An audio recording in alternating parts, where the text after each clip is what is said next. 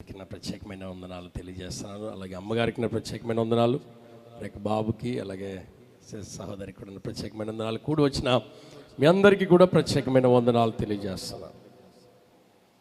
చిన్న ప్రార్థన చేసుకుందాం. పరిశుద్ధుడా, జీవంగల తండ్రి, ఘనమైన నీ నామానికి వందనాలు చెల్లిస్తున్నాం. ఇంతవరకు నాయన ఆరాధనలో పాటలో మీరు తోడైనారు. ఈ స్థలానికి నన్ను ఏ ఉద్దేశంతో మీరు తీసుకుని వచ్చారో ఆ ఉద్దేశాన్ని సఫలీకృతం చేయండి. పరిశుద్ధాత్ముడా, మీరు నాలోనికి రండి. మీరు మేము కలిసి పని చేయాలి. దేవా, ఈ రాత్రి నాయన ఈ సాక్ష్యము ద్వారా, వాక్యము ద్వారా ఇక్కడ ఉన్న బిడ్డలందరితో మీరు మాట్లాడమని, నీ సన్నిధి మాకు తోడుగా ఉంచమని యేసుక్రీస్తు నామములో ప్రార్థిస్తున్నాం మా పరమ తండ్రి, ఆమేన్.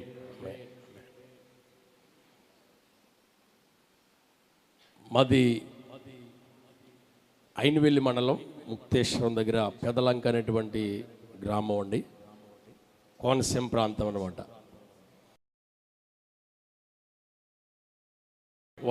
వసంత శేఖర్ నా పేరు. నేను చిన్నప్పటి నుండి దేవుని సన్నిధిలో దైవజనుల దగ్గర పరిచర్య చేస్తూ దేవుని సన్నిధిలోనే పెరిగివ్వండి. ఎవరైనా శేఖర్ ఎక్కడ ఉంటాడు అని అంటే, దేవుని నా అడ్రస్ ఏంటంటే మందిరమే. చిన్నప్పటి నుండి అనేక మంది దైవజనుల యొక్క పాదాలు వత్తడం, వారికి పరిచర్య చేయడం, మందిరాన్ని శుభ్రపరచడం. ఇక నాకు చాలామంది పిల్లలకి సినిమాలు చూడాలని రకరకాల అంబిషన్స్ ఉండొచ్చు, కానీ నాకు చిన్నప్పటి నుంచి దేవుడు అంటే ఒక రకమైనటువంటి పిచ్చి, ఆ క్రేజ్ తెలియదండి. ఆ యొక్క పిచ్చి నాకు చిన్నప్పుడే దేవుడు ఆ బ్లడ్లో ఉంచాడు. ఎక్కడికి వెళ్ళినా, ఏ ప్రాంతంలో చదువుకున్నా, చిన్నప్పటి నుండి కూడా దేవుని మందిరంతో, అక్కడ ఉన్నటువంటి సేవకులతో సంబంధం కలిగి ఉండేవాడిని. ఏ ప్రాంతంలో చదివితే ఆ ప్రాంతంలో సేవకులతో, సంఘాలతో పరిచర్యలో పాల్గొనేటువంటి మహాకృప దేవుడు నాకు అనుగ్రహించారు. నేను నా విదేశాల్లో ఉద్యోగం చేయడం కొరకు నేను అప్లై చేసినప్పుడు దేవుడు సహాయం చేశారు. సౌదీ అరేబియా అనేటువంటి దేశం వెళ్ళాను. సౌదీ అరేబియా దేశం నేను వెళ్ళినప్పుడు ఆ దేశంలో ఉన్న పరిస్థితి ఎలా అంటే, ఇక్కడలాగా మనం దేవుని ఆరాధించడానికి అవకాశం ఉండదు. ఇలా బైబిల్ చేతితో పట్టుకోవడానికి ఉండదు. బైబిల్ ఎయిర్పోర్ట్లో ఒకవేళ మనం బైబిల్ పట్టుకెళ్తే దాన్ని అక్కడే తీసేసుకుంటారు, మనకెవరు. అది నేరం కూడా. ఇస్లాం యొక్క దేశంలో, ఇస్లాం దేశాలు 7 దేశాలు ఉన్న అరబ్ దేశాలు, అందులో సౌదీ అరేబియా అనేది ముస్లిమ్స్కి ఒక ప్రత్యేకమైనటువంటి స్థానం, మక్కా ఉన్నటువంటి స్థానం కనుక ఆ దేశంలోనికి బైబిల్ క్యారీ చేయడానికి అవకాశం లేదు. అలాంటి దేశంలో నేను వెళ్ళిన తర్వాత చాలా సీక్రెట్గా దేవుణ్ణి ఆరాధన చేసుకునేవాళ్ళం, సీక్రెట్గా దేవుణ్ణి మహింపరుస్తుండేవాళ్ళం. నెలకొకసారి మా కుటుంబ సభ్యులు, మా మామయ్యలు వాళ్ళందరూ ఉన్నారు, మేమందరం కలిసి నెలకొకసారి కూడుకొని దేవుణ్ణి స్తుతిస్తూ ఉండేవాళ్ళం. ఒక రోజున డానియల్ బ్రదర్ అని ఒక బ్రదర్ ద్వారా సౌదీ అరేబియా దేశంలో సంఘాలు ఉన్నాయి, రహస్యంగా సీక్రెట్గా దేవుని పరిచర్య జరుగుతుంది అనేటువంటి ఆ వార్త బ్రదర్ ద్వారా విని, అయితే మేము కూడా అక్కడికి వస్తాం బ్రదర్ అన్నాం. అక్కడికి వస్తామని చెప్పినప్పుడు ఆ బ్రదరు మరుసటి వారం మమ్మల్ని అక్కడికి తీసుకుని వెళ్ళారు. ఆ చర్చ్ ఎలా ఉంటుంది అంటే చాలా రహస్యంగా ఉంటుంది, చాలా సీక్రెట్గా ఉంటుంది. ఎవరికి కూడా ప్లాట్లో, ఆ యొక్క అపార్ట్మెంట్లో చర్చ్ ఉందనే సంగతి తెలియదు. అక్కడ అందరూ క్రిస్టియన్స్ అందరూ కూడా, చాలా చర్చలు ఉంటాయి, కానీ ఆ లోపల చర్చ్ మీటింగ్ జరుగుతుందని ఎవరికి తెలియదు అనమాట. నాకు తెలియదు, నేనే మొదట్లో ఆశ్చర్యపడ్డాను. ఎందుకంటే లోపల ఉన్నటువంటి విండోస్ అన్నీ క్లోజ్ చేస్తారు, ఏసీ గాలి తప్ప మరో గాలి బయట గాలి లోపలికి వచ్చే అవకాశం లేదు. ఏసీ గాలి మాత్రమే ఆ యొక్క ప్రేయర్ హాల్లో ఉంటుంది. సౌండ్, లోపల సౌండ్ బయటికి రాదు, బయట సౌండ్ లోపలికి వినపడదు. అంత పకడ్బందీగా నిర్మాణం జరిగిస్తారు. అలాంటి సమయంలో మన దగ్గరలోనే కడియంలో సంసోన్ గారు అనే దైవజనుల యొక్క కుమారులు మోడీ గారు, డిఎల్ మోడీ గారు అని, వారితో పాటు అక్కడ పరిచర్య జరుగుతూ ఉంది. ఆ పరిచర్యలో నేను కూడా వెళ్ళి వారితో పాటు కలిశాను. కలిసిన తర్వాత మేము కలిసి దేవుని సేవలో అనేక మంది సౌదీ అరేబియా చాలామంది ఇక్కడి నుంచి ఉద్యోగరీత్యా అక్కడికి వచ్చినప్పుడు అన్యులుగా, దేవుని ఎరగని వారిగా ఆ దేశం వచ్చి అక్కడ సువార్త ద్వారా మార్చబడి అక్కడే బాప్తిసం పొంది ఇండియాకు వచ్చి పరిచయం చేస్తున్న వాళ్ళు కూడా ఉన్నారు. మా మధ్యలో ఒక బ్రదర్ ఉన్నాడు. ఈ బ్రదరు ఒకసారి లేచిన పడు డేవిడ్ అని ఈ బ్రదర్ అనమాట అండి. ఈ బ్రదరు నేనే సౌదీ తీసుకెళ్ళాను. నా రూమ్లో ఉండేవాడు.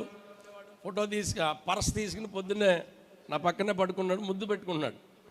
ఏంటి ముద్దు పెట్టుకున్నాడు, ఎవరో అమ్మాయి ఏమో అనుకునేసరికి కాసేపు అలాగా వాష్రూమ్కి వెళ్ళాడు. నేను చూశాను, సాయిబాబా ఫోటో కనబడుతున్నాను. ఓహో నేను ఒకసారి చెప్పాను, చర్చికి వెళ్దాం రా అబ్బాయి అని. రాలేదు, నాకు ఇష్టం ఉండదని అన్నాడు. లేదు, మన తెలుగు వాళ్ళు అందరూ ఉంటారు, చాలా బాగుంటుంది అంటే ఒకసారి వచ్చాడు. వచ్చిన దగ్గర నుంచి ఇంక మళ్ళీ రానన్న మాట లేదండి. అక్కడ సౌదీలోనే మారు మనసు, ఇక్కడి నుంచి అన్యుడిగా వచ్చాడు. అక్కడికి సౌదీలోనే మారు మనసు పొంది అక్కడే స్విమ్మింగ్ పూల్లో సీక్రెట్గా బాప్తిసం పొంది ఇండియాకు వచ్చాడు. దేవునికి స్తోత్రం కలుగును గాక. ఇలాంటి వాళ్ళు చాలామంది, కొన్ని వందల మంది అక్కడ తెలుగోళ్ళు రక్షణ పొందడానికి దేవుడు అక్కడ బహుబలంగా సేవ ఆ దైవజనుల ద్వారా జరిగిస్తున్నాడు. ఆ సేవలో వారితో పాటు కొద్ది కాలం నేను కూడా ఉండడానికి దేవుడు సహాయం చేశారు. అక్కడ పరిచర్య విస్తరించడాన్ని బట్టి వేరొక ప్రాంతంలో బ్రాంచ్ ఏర్పాటు చేశాం. అక్కడ విస్తరించడాన్ని బట్టి మరొక ప్రాంతంలో బ్రాంచ్ ఏర్పాటు చేసాం. దైవజనులతో కలిసి మేమందరం కలిసి దేవుని సన్నిధిలో డ్యూటీ అయిపోయిన వెంటనే అనేక క్యాంపులకు వెళ్ళి కొత్త వారి దగ్గరికి వెళ్ళి వారిని దర్శించి అనేకులను ప్రభువు కొరకు సిద్ధం చేశాం. ప్రభు రక్షణలోనికి అనేక మందిని నడిపించాం. ఇలా ఉంటున్నటువంటి సమయంలో నేను వివాహం చేసుకోవడానికి ఇండియాకు వచ్చాను. వివాహంకి నాకు ఒక ప్రత్యేకమైన ఎజెండా ఉంది. కట్నం తీసుకోకూడదు, చదువుకున్నటువంటి పాపను చేసుకోవాలని. దేవుడే అమ్మాయిని చూపిస్తుంది. నేను సౌదీలోంచే ఫోన్ చేశాను. సౌదీ నుండి అమ్మ నాన్న ఎవరిని చూస్తే వాళ్ళని పెళ్లి చేసుకోవాలని ఒక తీర్మానం తీసుకున్నాను. కత్తిపూడి పాస్టర్ గారు అమ్మాయి, వారిని వెళ్ళి అమ్మ నాన్న వెళ్ళి చూశారు. నాకు ఒక ఫోటో పంపించారు. అప్పుడు ఈమెయిల్, సెల్ ఫోన్లో కూడా ఇమేజ్లు వచ్చాయి కాదు. అయితే ఆ ఫోటో పంపిస్తే మీకు అంగీకారం అయితే నాకు అంగీకారం అన్నాను. రేపు లేదు ఎల్లుండి పెళ్ళి అనగా నేను వచ్చాను. అమ్మాయిని కూడా చూడలేదు. ఆన్ ద స్టేజ్ మీదే ఆ అమ్మాయిని చూడడం జరిగింది. తర్వాత వివాహం అయింది. వివాహం అయిన తర్వాత కొన్ని రోజులు నేను ఇండియాలో ఉన్నాను. వివాహంలో కూడా నేను ₹1 కట్నం తీసుకోకుండా తను ఏ సామాన్లు సార్లు ఏమి తీసుకుని రాకుండా దేవుడు నన్ను బ్లెస్ చేశాడు కనుక, దేవుడు నాకు అనుగ్రహించాడు కనుక ఏం తీసుకురావద్దని చెప్పి చిన్నప్పటి నుండి నేను చేసుకున్నటువంటి వాదన. నేను చిన్నప్పుడు చదువుకునేటప్పుడు సరోజిని టీచర్ గారని మాకు నేర్పారనమాట అండి. కట్నం తీసుకోకూడదు, ఇలా ఉండాలి ఇలా ఉండాలని. ఆవిడ దేవుణ్ణి పరిచయం చేసింది. మొట్టమొదటి ఆవిడే మాకు పరిచయం చేశారు. వానమాలు నేర్పింది దేవునిలో సరోజిని టీచర్ గారు అనమాట. అవి ఎందుకో మనసులో అలా ఉండిపోయాయి. నేను పెద్దదిగా కూడా అలా చేయడానికి దేవుడు నాకు కృపనిచ్చాను. అయితే తర్వాత కాలంలో కొన్ని దినాలు నేను 3 నెలలు ఉన్నాను. 3 నెలలు ఉండి మళ్ళీ జాబ్ నిమిత్తం నేను మళ్ళీ వెళ్ళిపోయాను. నా భార్యకి చెప్పాను, నేను BSc నర్సింగ్ చదువుకుంది, తన డీటెయిల్స్ అన్ని పట్టుకుని నేను వెళ్ళి అక్కడ అప్లై చేశాను. మళ్ళీ మా బాస్ని అడిగి మళ్ళీ వచ్చాను. మళ్ళీ ఉండి మళ్ళా తన వీసా గురించి ట్రై చేయడం కొరకు మరలా వెళ్ళిపోయిన తర్వాత నేను ఒక కంపెనీలో సూపర్వైజర్గా చేస్తూ ఉన్నాను. ఫుడ్ క్యాటరింగ్ కంపెనీలో సూపర్వైజర్గా పనిచేస్తూ ఇండియన్స్ అందరికీ కూడా నేను ఒక రెస్పాన్సిబిలిటీగా ఉంటూ ఆర్మీ కంపెనీలో, ఆర్మీ యొక్క ఫుడ్ క్యాటరింగ్ కంపెనీ అది, ఆర్మీ వాళ్ళందరికీ ఫుడ్ తయారు చేస్తారు. ఒక ప్రాజెక్ట్ వర్క్ నేను లీడ్ చేసేవాడిని. నా కింద ఇంచుమించు 50-60 మంది డ్రైవర్స్ పనిచేసేవారు. 200-300 మంది వర్కర్స్ ఉండేవారు. వాళ్ళందరికీ కూడా నేనే వాళ్ళ ఇంటికి వెళ్ళాలన్నా, వాళ్ళకి జీతాలు కావాలన్నా, వాటన్నిటి విషయంలో నేనే వారికి చేయాలి. నా సంతకంతోనే వారు మూవ్ అవుతారు. అలాంటి కృప దేవుడు నాకు అనుగ్రహించాడు. అలాంటి సమయంలో మా యొక్క బాస్ దగ్గర, మా యజమానుడి దగ్గర నేను నమ్మకంగా పనిచేస్తున్నాను. ఆయన ప్రతి విషయంలో కూడా నన్ను నమ్ముతున్నాడు. నాకంటే ముందు పనిచేసిన వాళ్ళే కొంచెం అటు ఇటుగా పనిచేస్తే అదంతా కూడా నా దగ్గరికి వచ్చేసరికి యథార్థంగా ఉండడం, యథార్థంగా పని చేయడం మా బాస్ గమనించాడు. అలాంటి సమయంలో నేను వెళ్ళిన తర్వాత నా పరిచర్య జాబ్ చేస్తూ పరిచర్యలో దైవజనులకు సహకారంగా ఉన్నటువంటి సమయంలో ఒకరోజు సడన్గా ఒక ఫోన్ వచ్చింది. శుక్రవారం ఆరాధనలు అయిపోయాయి. ఇక్కడ మన ఆరాధనలు అన్నీ ఆదివారం జరుగుతాయి. సౌదీ అరేబియాలో అయితే శుక్రవారం ఆరాధనలు జరుగుతాయి. శుక్రవారం ఆరాధన అయిపోయిన తర్వాత ఒక బ్రదర్ ఫోన్ చేశారు తమిళనాడు నుంచి. బ్రదర్, సీక్రెట్గా ఫ్యామిలీతో నేను 6 తెలుగు బైబిల్ తీసుకుని వచ్చాను. అప్పటికే నేను అరబీ బైబిళ్ళు, ఇంగ్లీష్ బైబిళ్ళు, తెలుగు బైబిళ్ళు వేరే ప్రాంతం నుంచి బ్రదర్స్ తీసుకొస్తే అక్కడ చాలామందికి డిస్ట్రిబ్యూట్ చేసేవాడిని. అప్పటికే నా ఆఫీసులో కొన్ని అరబీ బైబిల్ కూడా దాచిపెట్టాను. చాలా సీక్రెట్ అనమాట అండి, చాలా సీక్రెట్గా, రహస్యంగా. అది పట్టుకుంటే మనకే చాలా రిస్క్ అనమాట. అలాంటి సమయంలో అక్కడ ఉన్న అరబియన్స్, కొంతమంది క్రిస్టియన్స్ ఉంటే వారికి ఆ బైబిల్స్ ఇచ్చి వారితో మాట్లాడి అనేక మందితో దేవుని యొక్క రాజ్యం గురించి, దేవుని మాటలు అనేక మందికి తెలియజేస్తూ ముందుకు కొనసాగుతున్నటువంటి వేళ ఆ రోజు కాల్ వచ్చింది. ఆ యొక్క 6 బైబిల్ తీసుకోవడానికి పాస్టర్ మోడీ గారు నేను ఎయిర్పోర్ట్కి వెళ్ళాం. ఎయిర్పోర్ట్కి వెళ్ళిన తర్వాత ఎక్కడ తీసుకోవాలని ఆలోచన చేసాం. కెమెరాలు ఎక్కడ చూసినా, కెమెరా లేని ప్లేస్ ఏంటంటే బాత్రూంలోకి, జెంట్ బాత్రూంలోకి ఆయన వచ్చాడు. అక్కడ ఆయన బ్యాగ్లో ఉన్న 6 బైబిళ్ళు మా బ్యాగ్లో పెట్టుకున్నాం. కంపెనీ నాకు ఇచ్చినటువంటి కారులోనే ఇద్దరం తిరిగి ఇంటికి వచ్చేసాం. చర్చ్లో నేను కూర్చున్నాను. అప్పుడే దానియేల్ రిఫరెన్స్ బైబిల్ పట్టుకెళ్ళాను. ఆ రిఫరెన్స్ బైబిల్ చదువుతూ ఉన్నాను. పాస్టర్ గారు వేరే బయటికి వెళ్ళి వస్తానన్నారు, ఆయన బయటికి వెళ్ళారు. నాతో పాటు 6 సహోదరులు ఆ యొక్క రూమ్లో ఉన్నారు. సడన్గా మా డోర్ ఒకరు కొట్టారు. కుర్రోడు తీశాడు. డోర్ తీసేటప్పటికి ఒక ముల్లా అంటారండి, ఆయనకి ఎవరి మీదైనా, ఏ ఇంటి మీదైనా లేకపోతే ఏ కారు మీదైనా ఎవరినైనా ఆపి చెక్ చేసేటువంటి అధికారం అతనికి ఉంది. అతను లోపలికి వచ్చాడు. ముల్లా లాంటి అందరూ భయపడతారు. అక్కడ లోపలికి వచ్చాడు. అతను కూడా ఎప్పుడు 2 పోలీసు వాళ్ళు ఉంటారు. ఆ పోలీసు వాళ్ళని తీసుకుని లోపలికి వచ్చేసరికి నేను కూర్చుని బైబిల్ తిరిగేస్తున్నాను. సడన్గా మూసి పక్కన పెట్టి లేచి వచ్చేసరికి ఆడు మొత్తం చూశాడు. ఇలాంటి పోడియం ఒకటి కనబడింది, ఇలాంటి బాక్సులు, కీబోర్డులు ఇవన్నీ కూడా ఒక్కొక్కటి కనబడుతున్నాయి. ఇలాగా లోపల ఉన్నటువంటి కుర్రోళ్ళకి నేను కనుసైగ చేశాను. వాళ్ళు బయటికి వెళ్ళిపోమన్నాను. వెంటనే వారు అక్కడి నుంచి బయటికి వెళ్ళిపోయారు. 5 తప్పించుకున్నారు, నేను ఉండిపోయాను. కాసేపటికి బాత్రూంలోంచి యోహాన్ అనే ఒక బ్రదర్ బయటకు వచ్చాడు. ఆయన బాత్రూంలో ఉన్న సంగతి నాకు తెలియదు. ఆయన బయటకు వచ్చేసరికి వీళ్ళందరూ వెళ్ళిపోవడం పోలీసు వాళ్ళు గమనించి వెంటనే డోర్ లాక్ చేసి వాళ్ళు జేబులో పెట్టుకున్నారు. వెంటనే మేము కానీ వెళ్ళిపోతామేమో అని చెప్పి ఆ బ్రదర్ని, వాష్రూమ్లోంచి వచ్చిన ఆ బ్రదర్ని పట్టుకొని డ్రెస్ వేసుకోమని వెంటనే ఇద్దరికి కూడా చేతులకి బేడీలు వేశారు. మాకు అర్థమైపోయింది ఇక మేము లాక్ అయిపోయామని.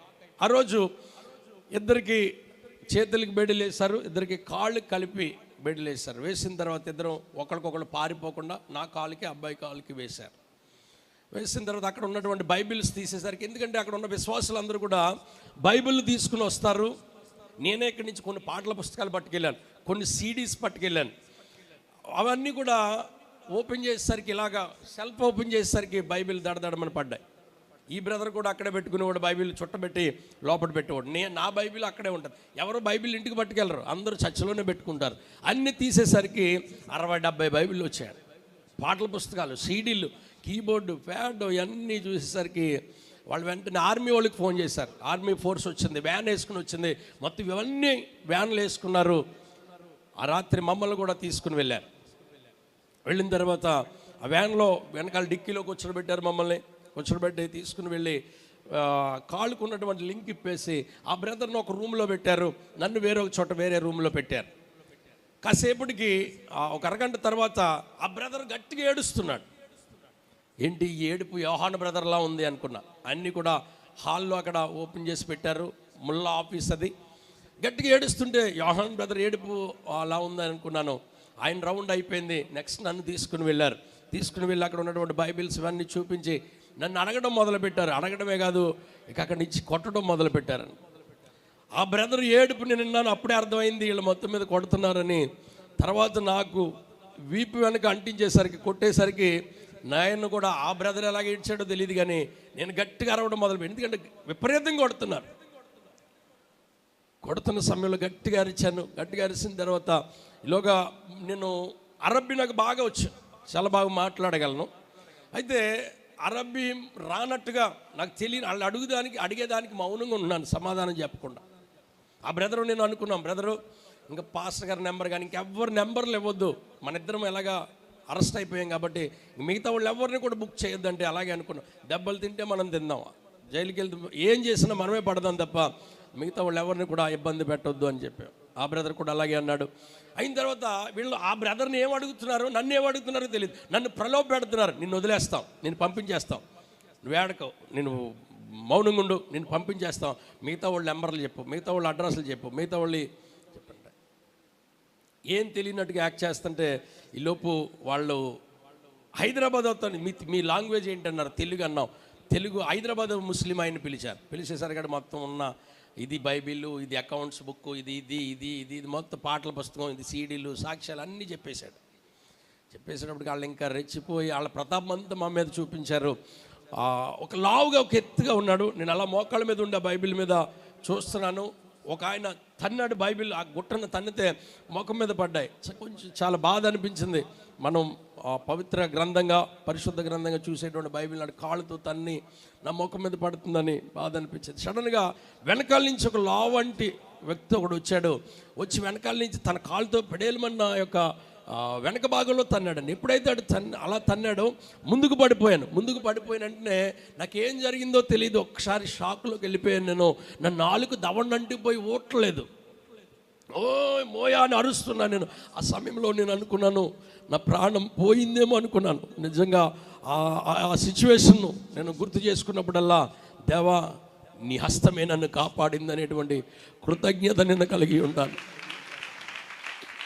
చనిపోద్దానేమో అనుకున్న స్థితిలో అక్కడ కంప్యూటర్ సిస్టమ్ దగ్గర ఒక అతను ఉన్నాడు. ఆ వాటర్ బాటిల్ పట్టుకొచ్చాడు, చచ్చిపోతాడని చెప్పి వాటర్ బాటిల్ ఇలా లాగి వెంటనే నా ముఖం మీదకి నీళ్లు పోసాడండి. ఒక 2-3 చుక్కలు నోట్లోకి వెళ్ళాయి. అలా నోరు దవడ అంటుకున్నటువంటి ఆ నాలుక, దవడ అంటుపోయినటువంటి ఆ నాలుక బయటికి అప్పుడు విడుదల అయింది. అప్పుడు నా ప్రాణం సొమ్మసిల్లింది. మళ్ళీ నీళ్లు పట్టించి మళ్ళీ కొట్టడం మొదలుపెట్టారు.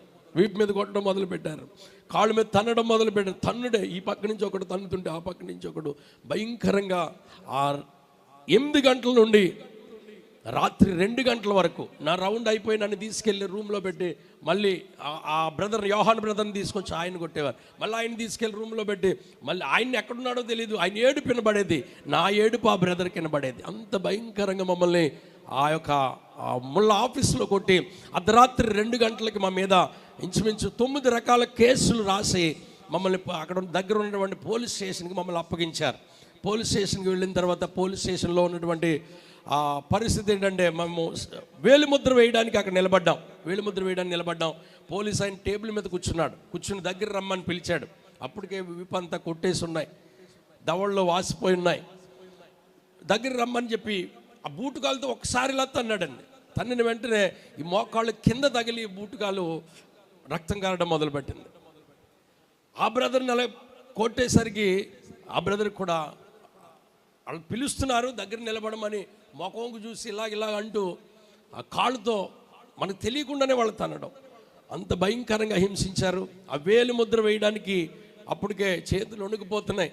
వేలు ముద్ర వేయడానికి అలా వేళ్ళు పెడితే ఆ రోలర్ ఉంటుందండి, అది తీసుకొని ఈ చేతి వేళ్ళ మీద కొట్టేశాడు. పోలీసుడు మా మీద 9 రకాల కేసులు రాసి వాళ్ళు పంపిస్తే ఇంకో 2 కేసులు యాడ్ చేసి 11 రకాల కేసులు పెట్టి ఆ యొక్క పోలీస్ స్టేషన్లో పెట్టారు. పోలీస్ స్టేషన్లో నాకు ఒక ధైర్యం ఏంటి అని అంటే, అక్కడ పాస్టర్ ఫెలోషిప్ ఉంది, ఇంటర్నేషనల్ ఫెలోషిప్ అనమాట అండి. ఇటు ఫిలిప్పీన్స్, అమెరికన్స్, పాకిస్తాను, అలాగే అన్ని దేశాలకు సంబంధించినటువంటి పాస్టర్లు అందరూ మీట్ అయ్యి, ఒకవేళ ఎవరైనా పట్టుకుంటే అమెరికన్ ఎంబసీ వాళ్ళు సహాయం చేస్తారు, మీరు కంగారు పడకండి, మీరు మాకు తెలియజేస్తే చాలు, మేము హెల్ప్ చేసి విడిపిస్తామని చెప్పారు. అమెరికన్స్ కదా, అమెరికన్ ఎంబసీ అంటే అక్కడ వాల్యూ ఉంది కాబట్టి వాళ్ళకే భయపడతారు కాబట్టి వాళ్ళు విడిపిస్తారని ఒక నమ్మకం ఉంది నాకు. రెండవ నమ్మకం ఏంటంటే, వాళ్ళు అమెరికా వాళ్ళు చేయకపోయినా నా బాస్, నేను ఏదైతే నమ్మకంగా ఉద్యోగం చేస్తున్నానో నా బాసు ఒక ఆర్మీ ఆఫీసర్కి కానీ, ఒక ఎస్ఐకి కానీ, ఒక సిఐకి కానీ ఫోన్ చేస్తే వెంటనే వాళ్ళు నన్ను విడిచిపెడతారు, నా బాస్ వచ్చి నన్ను కాపాడతారనే ధైర్యంతో నేను ఉన్నాను. అనుకున్నట్టుగానే రెండవ రోజు మా బాస్ వచ్చాడు. వచ్చిన తర్వాత ఏమైంది అన్నాడు. జరిగిన స్టోరీ చెప్పాను నేను. చెప్పిన తర్వాత ఓకే అన్నాడు. ఎందుకంటే మా బాస్కి కోట్ల ఆస్తి ఉంది, చాలా కంపెనీస్ ఉన్నాయి. పెద్ద ఆయన ఒకరోజు వాళ్ళ అబ్బాయి ప్రాణాపాయ స్థితిలో ఉంటే వాళ్ళందరూ ముస్లిమ్స్ అందరూ కూడా ఆ ఆఫీసులో పనిచేసే వాళ్ళందరూ చేతులు కాళ్ళు కడుక్కున్న నీళ్లు తీస్తున్నారు. ఏంటి వధు అంటారు దాన్ని, చేతులు కాళ్ళు కడుక్కున్న నీళ్లు తీసి నమాజ్కి వెళ్ళే ముందుకు అడుగుతారు. ఆ నీళ్లు పట్టుకెళ్ళి బిడ్డ ముఖంగా అడుగుతున్నారు. ఇదేంటి వీళ్ళ ఆచారం ఇలా ఉంది, మా బాస్ చాలా బాధలో ఉన్నాడు, నేను చెప్దామని చెప్పి నేను వెళ్ళి చెప్పాను. బాస్, మా పాస్టర్ గారు ఉన్నారు, నేనున్నాం, మేము వెళ్ళి మీ అబ్బాయికి ఆయిల్ రాసి ప్రేయర్ చేస్తాం, నాకు ఒక అవకాశం ఇవ్వండి, మీ అబ్బాయి పడకలోంచి లెగుస్తాడని చెప్పాను. పాస్టర్ గారిని అన్నారు, పిలిచాం. మోడీ గారు ఇక్కడ ఆయన కూడా ఉండాలి మీటింగ్లో. అసలు ఆయన వచ్చారు. మా బాస్ రూమ్లో, నాదే ఆఫీస్ రూమ్, నా సీట్లో మా బాస్ కూర్చున్నాడు. ఏం చేస్తారు మీరు అని అడిగారు. సో అండ్ సో ప్రేయర్ చేస్తాం అన్నాం. ఓకే అలాగే నేను చెప్తాను అన్నాడు. కానీ అతనికి కూడా భయం, ఎందుకంటే అతన్ని ప్రేయర్ చేయించుకున్న పట్టుకుంటే అతన్ని కూడా చంపేస్తారు. అందు గురించి విన్నాడు, కానీ నేను అతని క్షేమాన్ని కోరుతున్నాను అర్థం చేసుకుని వదిలేశాడు. తర్వాత వారం రోజుల తర్వాత అబ్బాయి చనిపోయాడు. చనిపోయిన తర్వాత బాస్కి ఏంటంటే ఇలాగా సేవలో పట్టుకున్నారు అనేసరికి వీడు నన్నే మార్చడానికి నన్నే ట్రై చేశాడు వీడు, తప్పకుండా వీడు చేస్తుంటాడని చెప్పి నేను ఇంకేం చేయలేను, నీ పని నీ ఐడెంటిటీ కార్డు నీ పాస్పోర్టు వాళ్ళకి అప్పచెప్పేస్తున్నానని చెప్పి పోలీస్ స్టేషన్లో అప్పచెప్పి వెళ్ళిపోయిన తర్వాత అమెరికా వాళ్ళు రోజు అమెరికన్ ఎంబసీ వాళ్ళు ఆ పోలీస్ స్టేషన్కి ఫోన్ చేస్తే అలాంటి కేసు ఏమీ రాలేదని చెప్పి వాళ్ళు మా ఫైలు దాసేసి ఆ కేసు లేదని చెప్పించారు. కొంతమంది వస్తున్నారు, మాకు బట్టలు ఇచ్చినా బ్రష్ ఇచ్చినా ఏమి ఇచ్చినా కానీ ఏమి లేవు పోలీస్ స్టేషన్లో, ఏమి ఇచ్చినా కానీ మాకు లోపలికి వచ్చేవి కాదు. ఇచ్చాం బ్రదర్ మీకు పంపించామంటే ఏం వచ్చేవి కాదు. అలాగే ఇంచుమించు 31 రోజు చేత్తోనే ముఖం కడుక్కున్నాం. ఎవరైనా స్టేషన్లో వదిలేసి వెళ్ళిపోతే ఆ బట్టలు అలా పిండుకొని వాటితోనే గడిపాం. ఎందుకంటే పోలీస్ స్టేషన్కి వేసుకెళ్ళిన బట్టలు తప్ప వేరొక బట్టలు లేవు. ఎవరైనా బట్టలు ఇస్తారేమో అని చెప్పి ఎవరైనా వదిలేసి వెళ్ళిపోతే నీ డ్రెస్ వదిలేసి వెళ్ళిపో, ఆ టీషర్ట్ నాకు, ఆ బట్టలు నాకు అని చెప్పి అంత దీనమైన పరిస్థితి. ఆహారం కూడా పెద్ద పెద్ద పళ్ళాలు ఉంటాయి, చప్పుడుతో ఉన్నటువంటి ఆహారాన్ని ఉడకబెట్టిన మాంసంతో లోపలికి పెడతారు, అందరూ కూర్చొని తినేవారు. నాకు అరబ్బీ ఫుడ్ ఇష్టమే, కానీ ఆ సందర్భంలో తినేటువంటి పరిస్థితి లేదు. మేము రాత్రుల్లో ఏం చేయాలో బయట ఎక్కడైనా సరే మేము అక్కడ ఉంటే హాల్లో ఉంటే వాళ్ళ కెమెరాతో మమ్మల్ని అబ్జర్వ్ చేసేవారు. ఇక రాత్రులు ఏం చేసేవాళ్ళం అంటే బాత్రూంలోకి వెళ్ళి బాత్రూమ్ శుభ్రంగా కడుక్కొని బాత్రూంలో మోకరించి ప్రార్థన చేయటం మొదలుపెట్టాం. నా 2 కాళ్ళతో డోర్ తన్నేవాడిని. డోర్కి లాక్ ఉండదు జైల్లో. ఆ డోర్కి లాక్ లేని కారణంగా నా 2 కాళ్ళతో డోర్ తన్నుబెట్టి మోకరించి ప్రార్థన చేసేవాళ్ళు. ఈలోగా ఎవడో లేచేవాడు, వచ్చి బాత్రూంలోకి వచ్చి మళ్ళీ 2-1 చేసి ఆడు వెళ్ళిపోయేవాడు. మళ్ళీ దాన్ని కడుక్కొని అక్కడే మోకరించి కన్నీరు గార్చేవాళ్ళు. ప్రభువా ఈ సరసాల్లోంచి నీ చిత్తం అయితే నన్ను విడిపించు ప్రభు అని. అలాగే 1 రోజు 2 రోజులు అలాగా 10 రోజులు 31 రోజు నేను ఒక పోలీస్ స్టేషన్లో ఉండిపోయానండి. 15 రోజులకి ఆ బ్రదర్ని సెంటర్ జైలుకి తీసుకుని వెళ్ళిపోయారు. నన్ను కూడా కోర్టుకు తీసుకెళ్లారు. ఇద్దరిని కోర్టులో మమ్మల్ని సబ్మిట్ చేసినప్పుడు కోర్టు మాకు సెంటర్ జైలు రాసింది. 31 రోజు తర్వాత మమ్మల్ని ఆ యొక్క కోర్టును ఇచ్చిన ఆదేశం ప్రకారం తీసుకుని వెళ్ళి సెంటర్ జైల్లో పెట్టారు. సెంటర్ జైల్లో కూడా భయంకరమైనటువంటి పరిస్థితులు. మా కేసు చూడగానే, మా ఐడెంటిటీ కార్డు చూడగానే అలా విసిరేసేవాడు. అలా విసిరేసి వెళ్ళి కార్డు తెచ్చుకునేవాడు. కార్డు తెచ్చుకోవడానికి అలా తిరిగిన వెంటనే నడుము మీద పెడేళ్ళని తంటే ముందుకు పడిపోయాడు. సెంటర్ జైల్లో అసలు ఎవరిని కొట్టకూడదు, కొట్టరు కూడా. అలాంటిది మా కేసు చూసేటప్పుడు వాళ్ళు రాసింది ఏంటంటే వీళ్ళు ప్రభు యొక్క సువార్తను ప్రకటిస్తున్నారు, క్రీస్తుకు వ్యతిరేకతమైనటువంటి భయంకరమైన వ్యతిరేకమైన పరిస్థితి. అలాంటి సమయంలో ఆ సెంటర్ జైల్లో కూడా దెబ్బలు తిన్నాం. సెంటర్ జైల్లోకి వెళ్ళిన తర్వాత సెంటర్ జైల్లో నెల అయిపోయింది, 2 నెలలు అయిపోయింది, ఇక్కడ 1 నెల అయిపోయింది, అక్కడ 2 నెలలు అయిపోయింది. అప్పుడు రక్షణ సహాయ శాఖ మంత్రిగా పల్లవరాజు గారు ఉన్నారు. ఆయన దగ్గర నుంచి లెటర్స్ వచ్చాయి. హర్ష్ కుమార్ గారు ఎంపీగా ఉన్నారు, ఆయన దగ్గర నుంచి కూడా లెటర్స్ వచ్చాయి. ఎంబీసీ వాళ్ళు నా దగ్గరికి వచ్చారు, మేము ట్రై చేస్తాం, మేము చూస్తామన్నారు. వాళ్ళు చెప్పేసి వెళ్ళిపోయారు. ఏమి జరగట్లేదు. అక్కడ సీక్రెట్గా రహస్యంగా ఫోన్ ఒకటి ఉండేది అనమాట. పోలీసు వాళ్ళు ఇచ్చేవారు ఫోన్లు. ఆ ఫోన్తో ఇంటికి ఏదైనా విషయం మాట్లాడి విషయం చెప్పేసరికి ఇంటికాడ అందరూ గొళ్ళు.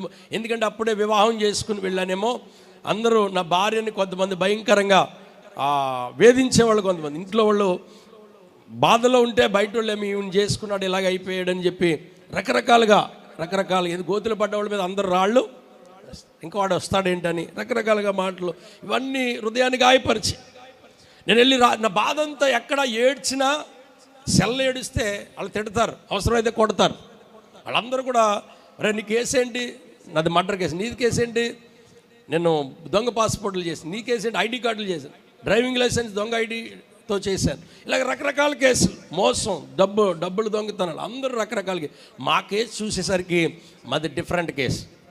ఎందుకు మీరు అరెస్ట్ అయ్యారంటే మేము దేవుని సేవ చేస్తున్నందుకు, సువార్త ప్రకటిస్తున్నందుకు, దేవుని ఆరాధిస్తున్నందుకు మేము అరెస్ట్ అయ్యాం. అయితే మిమ్మల్ని రకరకాలుగా అనేవారు, మిమ్మల్ని చంపేస్తారు. అయితే నేను ఆ పోలీస్ స్టేషన్లో ఒక సంఘటన జరిగింది. ఒకరోజు డిఎస్పీ మమ్మల్ని పిలిచాడు, ఇంటర్రోగేషన్ పిలిచి కూర్చోబెట్టి మాట్లాడాడు. మీ బాస్కి ప్రార్థన చేస్తానన్నావంట కదా, ఏం చేస్తావు నువ్వు, ఆ కుర్రోడు ఎందుకు చనిపోయాడు అని అడిగాడు. నేనన్నా అలాంటిదేమీ ఉండదు, నువ్వు ఎక్కడ ప్రపంచంలో ఎక్కడికైనా వెళ్ళు, ఎక్కడైనా అడుగు చూడు, దేవుని యొక్క సేవలో మెరాకిల్స్ జరుగుతాయి కానీ మ్యాజిక్ జరగదని చెప్పా. వాడికి అర్థమైన తర్వాత ఆడు నా పీక మీద ఒక నైఫ్ పెట్టాడు, కత్తి పెట్టి, ప్రతి శుక్రవారం ఇక్కడ చంపేస్తాం మరణానికి పాత్రులైనటువంటి వారు ఎవరైతే మర్డర్లు చేశారో, ఎవరైతే మానభంగాలు చేశారో, ఎవరైతే ఆ దేశంలో మాలక ద్రవ్యాలు తీసుకెళ్లారో అలాంటి వాళ్ళు చంపేస్తారు. అక్కడ వేరే ఇంకేం ఆలోచించరు, ఎక్కువ చంపుతారనమాట. ఎవరైనా ఇంకొకరిని చంపినా మరణానికి పాత్రుడైనటువంటి కొన్ని కేసులు ఉన్నాయి. అవసరమైతే సిగ్నల్కి మధ్యలో ఒక తాడు వేలాడగట్టి అక్కడ ఉడిదీస్తారు, లేకపోతే అక్కడ పెట్టి పేలుస్తారు. ఆ మసీద్ దగ్గర అందరినీ కోసి చంపుతారనమాట. డిఎస్పీ చెప్పాడు, వల్ల కస్సం బిల్లా అన్నాడు, అంటే దేవుడు సాక్షి, అల్లా సాక్షిగా వచ్చే జుమా రోజుని చంపేస్తాను నేను అన్నాడు. అంటే జుమా రోజు అంటే శుక్రవారం, మళ్ళా శుక్రవారం నుంచి చంపేస్తాను. ఎప్పుడైతే అలా అన్నాడో ఇక నాకు ఆ భీతి లోపల ఉంది. తండ్రి, ఈ దుర్మార్గుల చేతులు ఈ విధంగా చనిపోవడం నీ చిత్తమా? మొన్నే వివాహం చేసి ఈ ఫ్యామిలీ అన్నీ గుర్తుకొచ్చి ఒక్కొక్కసారి కృంగిపోయేవాడిని, ఒక్కొక్కసారి ధైర్యం కలిగేది. ఒక రోజున ఆ బాత్రూంలో అర్ధరాత్రి వేళ ప్రార్థన చేస్తున్నాను. సెంట్రల్ జైల్లో కూడా అలాగే చేతులెత్తి మోసే చేతులెత్తినప్పుడు ఇశ్రాయేలు ప్రజలకు దేవుడు విజయం ఇచ్చినాడని దేవుని సన్నిధిలో రాత్రంతా చేతులెత్తి ప్రార్థన చేసిన దినాలు నా జీవితంలో ఉన్నాయి. అలాగే ఆ బాత్రూమ్కి అలా జారేసి చేతులు దేవుని సన్నిధిలో ఏడుస్తూ ఉన్నప్పుడు దేవుడు ఒక దైవిక శక్తి నన్ను ఆ బాత్రూంలో నన్ను దర్శించింది. ఎప్పుడైతే దేవుని శక్తి నన్ను తాకిందో నాకు తెలియకుండానే నాలోనికి ఒక ధైర్యపు ఆత్మ వచ్చింది. ఏముంది, ఇలా అంతకుముందంత అస్తమాను ఇలా సర్దుకుని ఎప్పుడు తెగిపోద్దాన్ని, కొన్నిసార్లు భయం పడేవాడిని. అయితే అది ఎప్పుడైతే వచ్చిందో ఒకటే ధైర్యం, ఏంటంటే ఈ ఇలా తెగిన వెంటనే ఆ కారినటువంటి రక్తం పరలోకపు ఆ బలిపీఠం దగ్గర సాక్షుల గుంపులో నా రక్తానికి ప్రతిఫలం చేయి దేవుడు అని మొర్ర పెడుతుంది, వెళ్ళి అందులో కలిసిపోతుంది. బ్రతుకుంటే దేవునికి సాక్షిగా ఉంటానని చెప్పి గొప్ప ధైర్యపరిచే ఆత్మ నాలోనికి వచ్చింది. ఇక భయపడ్డం మానేశాను. నాతో ఒక సుడానీ వ్యక్తి ఉన్నాడు. ఆయన ఒకరోజు సడన్గా ఒక 50 మంది పోలీసులు వచ్చి తీసుకెళ్లారు. అతను గట్టిగా అరుస్తున్నాడు, ఏంటి అర్థం కాలేదు. అప్పుడు అడిగితే చెప్పారు, అతన్ని తీసుకెళ్ళి ఆ రోజున చంపేసిన తర్వాత నెక్స్ట్ ఎవరు నేనా అనుకునేవాడిని. అయినా కానీ మొదట్లో అయితే భయపడ్డాను, తర్వాత ఇక భయం నాలోంచి పోయింది. దేవునికి స్తోత్రం కలుగును గాక. ప్రభువా, బ్రతికితే నీ కొరకు సాక్షిగా ఉంటాను, చనిపోతే నీ రాజ్యంలో ఆ బలిపీఠం దగ్గర నేను మొర్ర పెడతా ఉంటానని చెప్పి ఒక నిశ్చయంతో నేనున్నాను. ఒకరోజు ఆ జైల్లో అందరూ గంతులేసేస్తున్నారు. అరబీ న్యూస్ చూసి గంతులేస్తున్నారు, అరుస్తున్నారు. ఏంటి అని చెప్పి అడిగేసరికి ఒక అద్భుతమైనటువంటి ఒక మాట చెప్పారు. ఎందుకంటే మా గురించి సౌదీలో ఎన్నో ఆల్ నైట్ ప్రేయర్లు చేశారు. ఇండియాలో కూడా అనేక మంది ఆల్ నైట్ ప్రేయర్లు చేశారు. మా ఇంటికి ఫోన్ చేసి, మా పాస్టర్ గారికి, ఇక్కడ ఉన్నటువంటి పాస్టర్ గారికి ఫోన్ చేసి, సౌదీ ఫోన్ చేసి, అమెరికన్ న్యూస్ ఆ పేపర్లో, క్రిస్టియన్ న్యూస్లో, మ్యాగజైన్స్లో మా గురించి వేశారు. ఇప్పటికీ నెట్లో నా యొక్క సాక్ష్యం, మేము అరెస్ట్ అయినటువంటి డేట్ అవన్నీ ఉండి మా స్టోరీ నెట్లో ఇప్పటికీ సేవ్ అయింది ఆ యొక్క ఇంటర్నెట్లో. అయితే వాళ్ళు అమెరికాలో ప్రార్థన చేస్తూ ఉన్నారు, ఇండియాలో ప్రార్థన చేస్తున్నారు, అక్కడ ఉన్నటువంటి ఫెలోషిప్లు అన్నీ ప్రార్థన చేస్తున్నాయి. వారందరూ కలిసి ఆ చందాలు వసూలు చేసి ఒక లాయర్ని పెట్టారు. ఆ లాయర్ కూడా మ్యాటర్ అంతా తయారు చేసి ఆ పాస్టర్ గారికి అప్పగించి మీరు వెళ్ళండి, నేను ముస్లింని కాబట్టి నేను వచ్చి మీకు సపోర్ట్గా ఉంటే నన్ను ఇక్కడ ఉంచరు, నా మీదకి రిస్క్ వస్తుంది కాబట్టి ఇవన్నీ తయారు చేసేస్తాను, డబ్బులన్నీ తీసుకున్నాడు, ఈ పని మీరు చేసుకోండి అన్నాడు. అయితే ఆ పాస్టర్ గారు మోడీ గారు తీసుకుని గవర్నర్ దగ్గరికి వెళ్ళారు, అప్లై చేశారు. ఆ లోపలనే దేవుడు ఒక అద్భుత కార్యం, జైల్లో అందరూ గంతులేస్తున్నారు. ఏంటి గంతులేస్తున్నారు అనేసరికి వాళ్ళు చెప్పారు అఫూఫ్ అన్నారు. అఫూఫ్ అంటే అర్థం ఏంటంటే క్షమాభిక్ష, అరబీలో అఫూఫ్ అంటారు. అదే క్షమాభిక్ష ఇదివరకు 15 సంవత్సరాల క్రిందట ఈ జైలు 12 సంవత్సరాలు అయిందటండి ఆ జైలు ఓపెన్ చేసి. అంతకుముందు వేరే చోట ఉండేదంట, అండర్ గ్రౌండ్ జైలు. మేము ఉన్నది అండర్ గ్రౌండ్ జైలు, అది వేరే చోట ఉండేది. ఆ వేరే చోట అప్పుడు రాజు ఇచ్చాడంటే క్షమాభిక్ష. మరలా ఇప్పుడు 15 సంవత్సరాల తర్వాత మరలా క్షమాభిక్ష. ఏంటి క్షమాభిక్ష అంటే ఆ దేశంలో ఉన్నటువంటి, ఎందుకు వచ్చిందంటే ఆ దేశపు రాజుకి అనారోగ్యం కలిగింది, అమెరికా దేశం వెళ్ళాడు. అమెరికా దేశంలో అతను ట్రీట్మెంట్ తీసుకున్న సమయంలో ఇంకా రాజు బ్రతికి రాడు, అబ్దుల్లా చనిపోతాడు అనుకున్నారు అందరూ కూడా. చనిపోతాడు, నెక్స్ట్ రాజు ఎవరు అవుతారని అంత కన్ఫ్యూజన్లో ఉన్నటువంటి సమయంలో అతను మరలా బ్రతికి ట్రీట్మెంట్ తీసుకుని బ్రతికి క్షేమంగా మళ్ళీ సౌదీలో అడుగుపెట్టి సింహాసనం మీద మళ్ళీ కూర్చున్నాడు. కూర్చున్న కారణంగా అతను వచ్చి సైన్ చేశాడు, గవర్నమెంట్ శాలరీ, నేను మరలా చనిపోతాను, రాననుకున్నాను, కోమాలోకి వెళ్ళిపోయి నన్ను క్షేమంగా వచ్చాను కాబట్టి గవర్నమెంట్లో పనిచేసే వాళ్ళందరికీ ఒక శాలరీ ఎక్స్ట్రా బోనస్గా ఇచ్చేయండి అని చెప్పాడు. అలాగే ఒక్కొక్క డిపార్ట్మెంట్ని చూసుకుంటూ వచ్చి జైలు దగ్గరికి వచ్చేసరికి జైల్లో ఎవరైతే 6 నెలల కంటే తక్కువ ఉన్నారో మర్డర్ కేసులు, మానభంగం, మాదక ద్రవ్యాలు కేసులు విడిచిపెట్టి మిగతా కేసులన్నీ క్షమించి విడిచిపెడుతున్నాను, వాళ్ళందరికీ క్షమాభిక్ష పెడుతున్నానని చెప్పి సంతకం చేశాడు. ఎప్పుడైతే అలాగా పేపర్ మీద సంతకం అయిందో అది వెంటనే న్యూస్లో వచ్చింది, అందరూ ఎగిరి గంతులేస్తున్నారు, అందరూ వెళ్ళిపోతున్నారు. ఇంచుమించు ఆ వారంలో చాలామంది వెళ్ళిపోయారు. ఇంటికి ఫోన్ చేయడం, టికెట్ రప్పించుకోవడం, పోలీస్ స్టేషన్లో టికెట్ ఇస్తే సెంట్రల్ జైలుగా కౌంటర్కి పట్టుకొచ్చి టికెట్ ఇస్తే వాళ్ళు పంపించేసేవారు. పాస్టర్ గారిని, అయ్యా మీరు కూడా వచ్చి సెంట్రల్ జైలు దగ్గర అడగండి అంటే ఆయన వచ్చి అడిగారు, మీ ఫైల్ లేదు.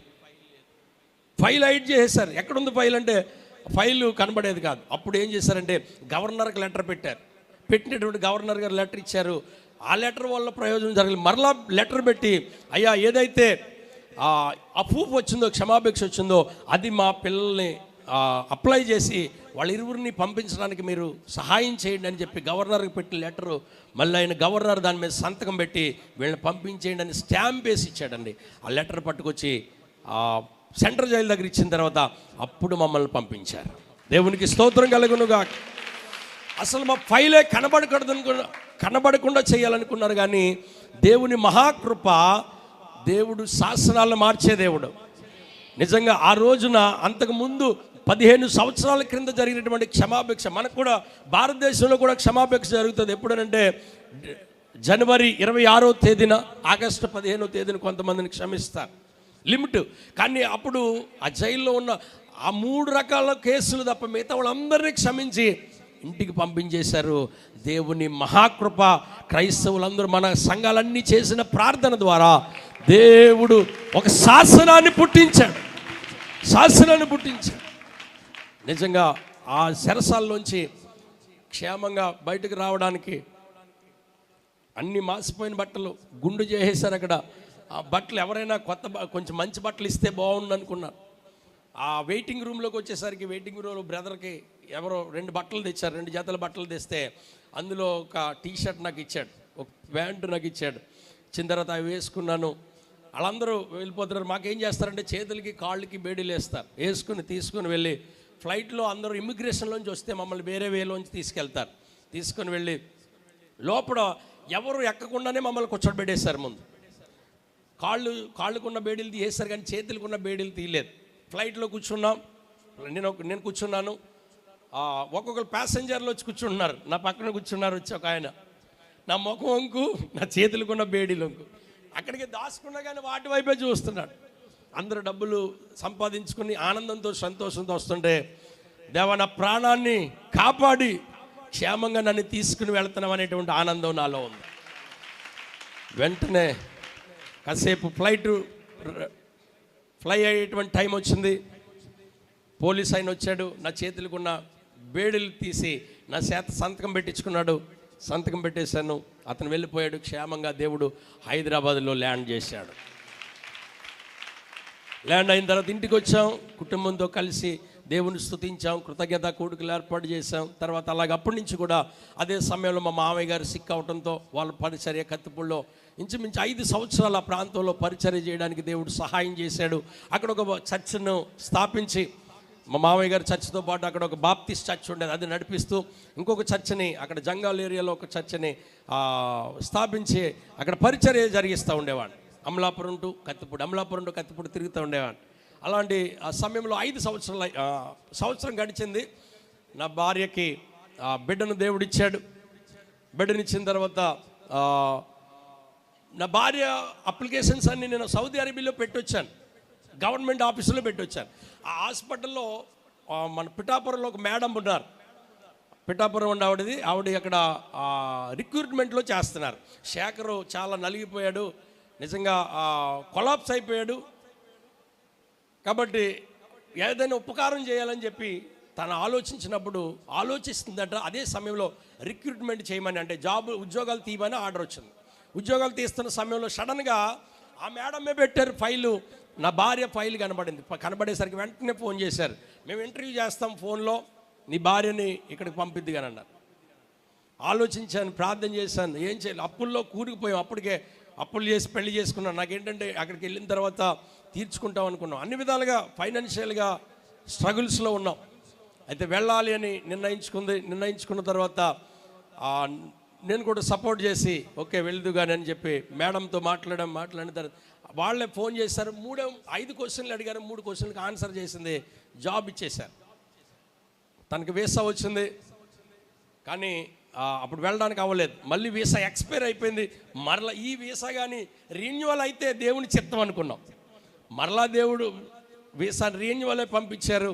అప్పుడు నా భార్య ఏ దేశం నుంచి అయితే నేను వచ్చేసానో అదే దేశంలో గవర్నమెంట్ జాబ్ చేయడానికి దేవుడు కృప చూపించాడు.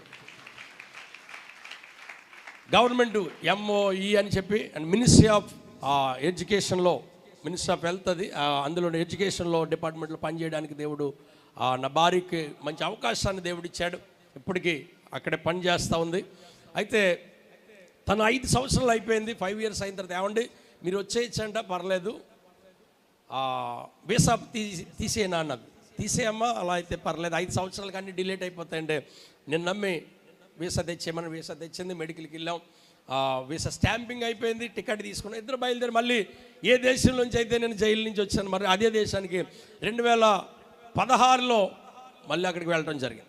2017 సంవత్సరం. 2011లో వచ్చేసాను నేను. 2017లో మళ్ళీ వీసా స్టాంపింగ్ చేయించుకుని వెళ్ళిన తర్వాత ఎయిర్పోర్ట్లో దిగాను. నా గుండె హార్ట్ బీట్ స్పీడ్ అవ్వడం మొదలుపెట్టింది. ఎప్పుడైతే ఇమిగ్రేషన్ దగ్గరికి వెళ్ళి నా ఫింగర్స్ పెట్టేసరికి పక్కకుండా అన్నాడు. నా భార్య నా వెనకాల ఉంది, పక్కకుండా అన్నాడు. ఏమైందని అడిగాను, పక్కకుండా అన్నాడు అంతే. వెంటనే సెల్ తీసుకుని పోలీసు వాడికి ఫోన్ చేశాడు. వాడు వచ్చాడు.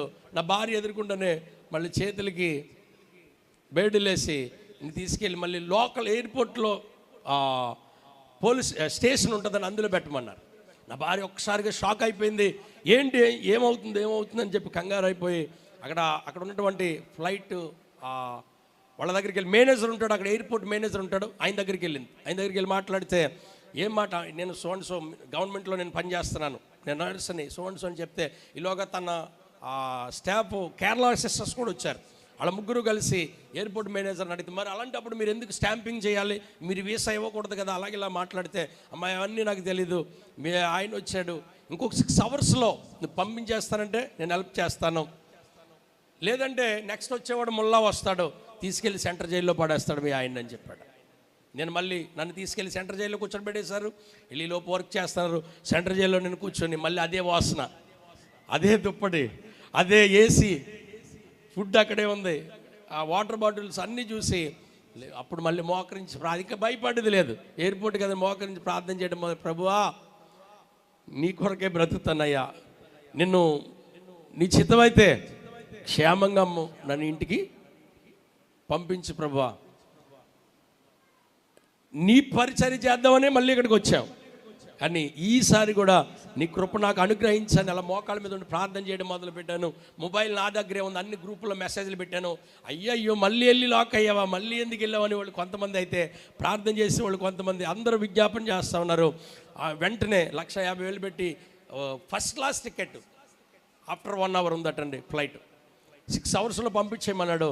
తర్వాత దేవుడు ఆ గంటల్లోనే దేవుడు ఆ యొక్క ఎయిర్పోర్ట్లోంచి మరలా తీసుకొని వెళ్ళి ఖత్తర్ నుంచి బొంబాయికి రావడానికి మార్గం చూపించాడు. 2 సార్లు సౌదీ యొక్క బంధకాల్లోంచి దేవుడు నన్ను విడిపించాడు. దేవునికి స్తోత్రం కలుగునుగాక. విడిపించిన తర్వాత వచ్చేసిన ప్రభా మరి పరిచర్య గురించి ప్రార్థన చేసినప్పుడు దేవుడు ఇచ్చిన దర్శనం ప్రకారం అప్పుడు ఈ బ్రదర్ ఒక మాట చెప్పారు నాకు. అయ్యా, మనం సౌదీలో ఎంతో ఆత్మీయంగా ఎంతో బలంగా ఉన్నాం, ఇక్కడ కూడా అలా ఉండలేకపోతున్నాను, నేను వెళ్తున్నాను కానీ ఇక్కడ చర్చికి నేను ఉండలేకపోతున్నాను, నేను అక్కడే బాప్తిసం పొందాను కాబట్టి మీరు ప్రారంభించవచ్చు కదా అన్నాడు. అప్పటికే నేను దర్శనం పట్టుకొని ఆ దేవుడు అప్పుడే మాట్లాడుతున్నాడు. దేవుడు చెప్పినప్పుడు నేను ప్రార్థన చేస్తున్న ప్రభువా నాకు కుటుంబాన్ని అయినా చూపించన్నప్పుడు నేను నా ఊహల్లో లేడు అబ్బాయి. అలాంటిది అబ్బాయి ఆ మాట చెప్పినప్పుడు ఇది దేవుని చిత్తమని గ్రహించాను. దేవుడిచ్చిన సూచన మేరకు ఆయన వెళ్ళి ప్రాంతంలో సంఘాన్ని స్థాపించి అక్కడ దేవుని సేవ జరిగిస్తున్నాను. కేపెదలంకలో సేవ జరిగిస్తున్న కోడూరుపాడు అనేటువంటి ప్రాంతంలో కూడా దేవుని సేవను జరిగిస్తూ 3 ప్రాంతాల్లో దేవుని యొక్క మినిస్ట్రీని జరిగిస్తూ ఉన్నాం. అలాగే ముందుకి దేవుని సేవలో వాడబడుతున్నాం. ఆ దైవజనులు టైటస్ బాబు గారితో కలిసి అలాగా పరిచర్య చేయడానికి దేవుడు కృప చూపించారు. 2 సార్లు ఆ బంధకాల్లోంచి ఆ యొక్క మరణంలోంచి దేవుడు నన్ను తప్పించాడు. నేను నమ్ముకున్నటువంటి నా బాస్ నన్ను విడిపించలేదు. నేను నమ్మినటువంటి ఆ యొక్క అమెరికన్స్ నన్ను విడిపించలేకపోయారు. కానీ దేవుడే మనుషులు నమ్ముడు కంటే యెహోవాను ఆశ్రయించడం మేలు, రాజులు నమ్ముకున్నట్టు కంటే యెహోవాను ఆశ్రయించడం మేలు అనేటువంటి మాట నా జీవిత లక్షణాలను నెరవేరింది. ఆయన ఆశ్రయించినప్పుడు దేవుడు తన మహాకృపతో నన్ను ఆ బంధకాల్లోంచి ఆ శరసాల్లోంచి దేవుడు నన్ను విడిపించాడు. మీ మధ్యలో సజీవ సాక్షిగా నన్ను నిలబెట్టాడు. ఆ సౌదీ అరేబియా జైల్లో ఉన్నటువంటి ఇంకొక మాట నేను చెప్పి నా సాక్ష్యాన్ని నేను ముగిస్తాను. అక్కడ వాక్యం చదువుకోవాలంటే అవకాశం లేదండి. వాక్యం చదవడానికి బైబిలే లేదు. అక్కడ సిగరెట్ పెట్లు సెంట్రల్ జైల్లో ఏం చేసేవారంటే బక్కాలా ఉండేది, అంటే కొట్టు ఉండేది, కొట్టులో సిగరెట్లు అమ్మేవారు. సిగరెట్ పెట్లు కాల్చి పడేసినట్టు పెట్లన్నీ పోగేసుకుని వాటి మీద నాకు వచ్చిన మాటలు, చిన్నప్పుడు మాకు బైబిల్ టెస్ట్ పెట్టేవారు. ఎన్ని వచనాలు అప్పచెప్తే అన్ని రూపాయలు ఇచ్చేవారు. నా ప్రాణమా యెహోవాను సన్నతించు, మహోన్నతుడి జాడుని 91వ కీర్తన, 23వ కీర్తన, 103వ కీర్తన, అక్కడక్కడ వాగ్దానాలు వచనాలు ఏమైతే వచ్చో అన్నీ రాసేసుకుని ఒక్కొక్క అట్టపెట్టి మీద రాసుకుని అట్టపెట్టికి రబ్బర్ పెట్టుకుని అది నా జేబులో పెట్టుకుని ఉండండి. ఆ బాత్రూంలో మోకరించి ప్రార్థన చేసేటప్పుడు ఆ వాక్యాన్ని మోకరించి ఆ వాక్యాలన్నీ ఒకసారి చదివేసుకుని అవి లోపల పెట్టుకుని దేవుని సన్నిధిలో ఆరాధన చేసేవాడిని. అలాగా ఈరోజు విస్తారంగా వాక్యము వెల్లడవుతుంది. కానీ ఆ బంధకాల్లో నాకు వాక్యమే దొరకలేదు. నిజంగా దేవుని మహాకృపతో ఆ వాక్యము నన్ను బ్రతికించింది. ఆ వాక్యమే దేవుని మీద ఆధారపడేటట్టుగా చేసింది.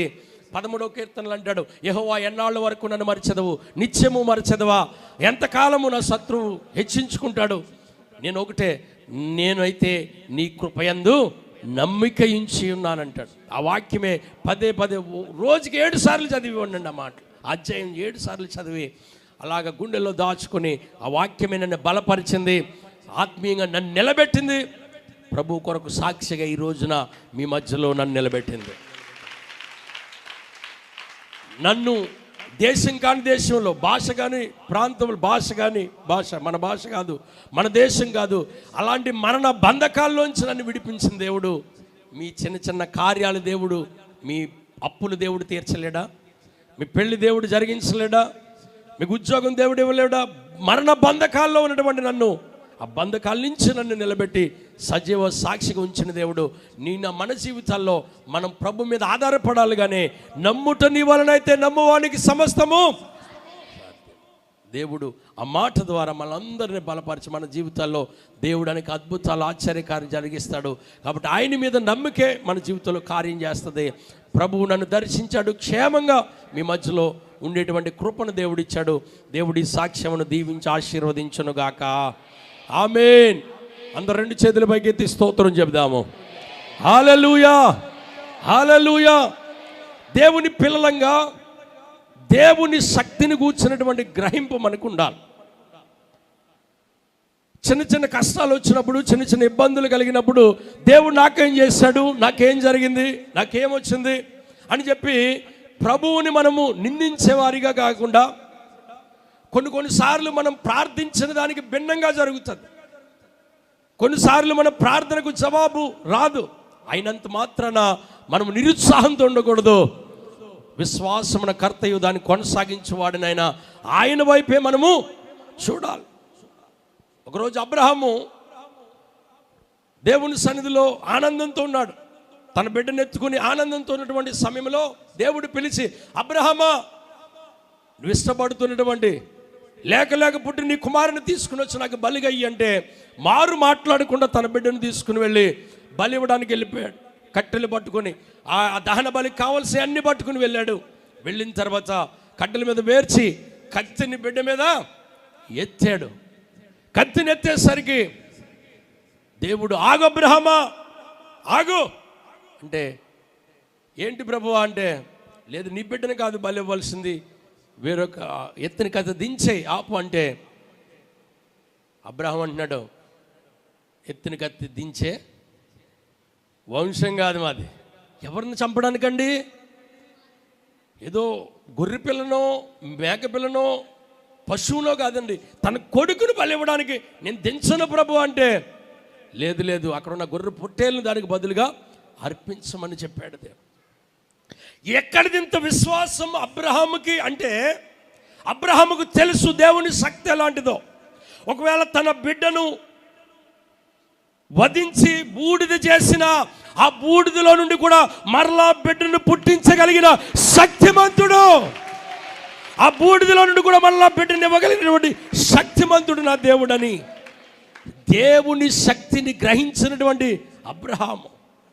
దేవునికి స్తోత్రం కలుగును గాక. చిన్న చిన్న విషయాలకి మనం విశ్వాసం లేకుండా ఈ కార్యాన్ని దేవుడు చేస్తాడా? ఈ కార్యం దేవుని సన్నిధి జరుగుతుంది. నేను ఎన్నిసార్లు చేసినా నాకు జరగట్లేదు, ఎన్ని వారాలు వచ్చినా, ఎన్ని నెలలు వచ్చినా ఇలాగే ఉందని చెప్పి కృంగిపోవద్దు. దేవుని శక్తిని నువ్వు గ్రహించాలి. దేవునికి స్తోత్రం కలుగును గాక. హల్లెలూయా. దేవుని శక్తిని మనం గ్రహించేవారికి ఉండాలి. అంతేకాదు దేవుని ప్రేమను గ్రహించేవారికి, ఆయన ఎంత ప్రేమమయుడో ప్రేమను గ్రహించేవారిగా మనం ఉండాలి. ఎట్ ద సేమ్ టైం దేవుని శక్తిని గ్రహించాలి, దేవుని ప్రేమను గ్రహించాలి. అదే సమయంలో దేవుడు కోపాన్ని కూడా గ్రహించేవారిగా మనము ఉండాలి. దేవుడి కోపాన్ని కూడా, ఎంత ప్రేమమయుడో అంతగా శిక్షించేటువంటి దేవుడు కూడా. కాబట్టి ఆయన గ్రహించేవారిగా మనం ఉండాలి. ఒకరోజు మోషే బాధపడుతున్నాడు, ఏడుస్తున్నాడు. మోషే ఎందుకు ఏడుస్తున్నావు అని ప్రభువు అడిగితే, అయ్యా ఈ ప్రజలందరూ మాంసం అడుగుతున్నారు, నేను ఎక్కడి నుంచి తీసుకురావాలి, వీళ్ళందరినీ ఎలా పోషించాలంటే, మోషే ఏమడిగారు? మాంసం అడిగారా? ఒక ఇస్తానని చెప్పు. ఏంటి ప్రభువా? మాంసం. ఒకరోజు కాదు, 2 రోజులు కాదు, 10 దినాలు కాదు, 20 దినాలు కాదు, నెల రోజులు వారికి కావలసినంత మాంసాన్ని నేను బాధపడిపోతున్నాడు మోషే. ఏంటి ప్రభువా? ఏమనుకు ఇంతమందికి మాంసం పెట్టడానికి నేను ఎన్ని పశువులు వధించాలి, ఎన్ని గొర్రె పిల్లలు, ఎన్ని మేకలు వధించాలి, సముద్రంలోకి వెళ్ళి ఎన్ని సముద్ర జీవులు పట్టుకురావాలి, ఆ చేపలు, ఇవన్నీ ఎలాగ నేను చేయగలను అని చెప్పి బాధపడుతుంటే, మోషే నా బాహుబలం ఏమైనా తక్కువయిందా? నా బాహుబలం అంటే మోషే ఏం అంతకుముందు దేవుడు చేసిన అద్భుతాలు చూడలేదా? అనేక అద్భుతాలు చూశాడు. 10 తెగుళ్ళు ఆ యొక్క ఐగుప్తులో దేవుడు చేశాడు. అనేక అద్భుతాలు దేవుడు చేసినా కానీ ఈ పాయింట్కి వచ్చేసరికి, ఈ సందర్భంగా వచ్చేసరికి మోషే కృంగిపోతున్నాడు. ప్రియ సహోదరి, ఎన్నో అద్భుతాలు దేవుడిని జీవితంలో చేసిన కొన్నిసార్లు కొన్ని కార్యాలు జరగలేదని నువ్వు కృంగిపోతున్నావేమో. దేవుడి దినం నీతో మాట్లాడుతున్నాడు. కృంగిపోవలసిన అవసరం లేదు. తగిన సమయంలో, తగిన కాలంలో అడిగిన దానికంటే, ఊహించిన దానికంటే అత్యధికంగా దేవుడు నీ జీవితంలో చేయబోతున్నాడు. చప్పలు కొడుతూ రిసీవ్ చేసుకుందాం.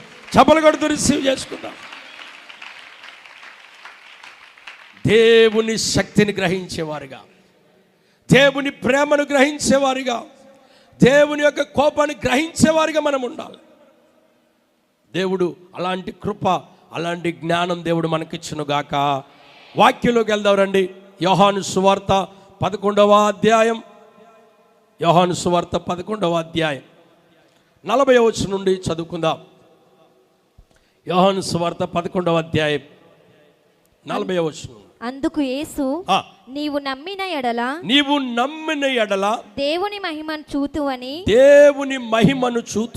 నేను నీతో చెప్పలేదా అని మార్తతో అనెను.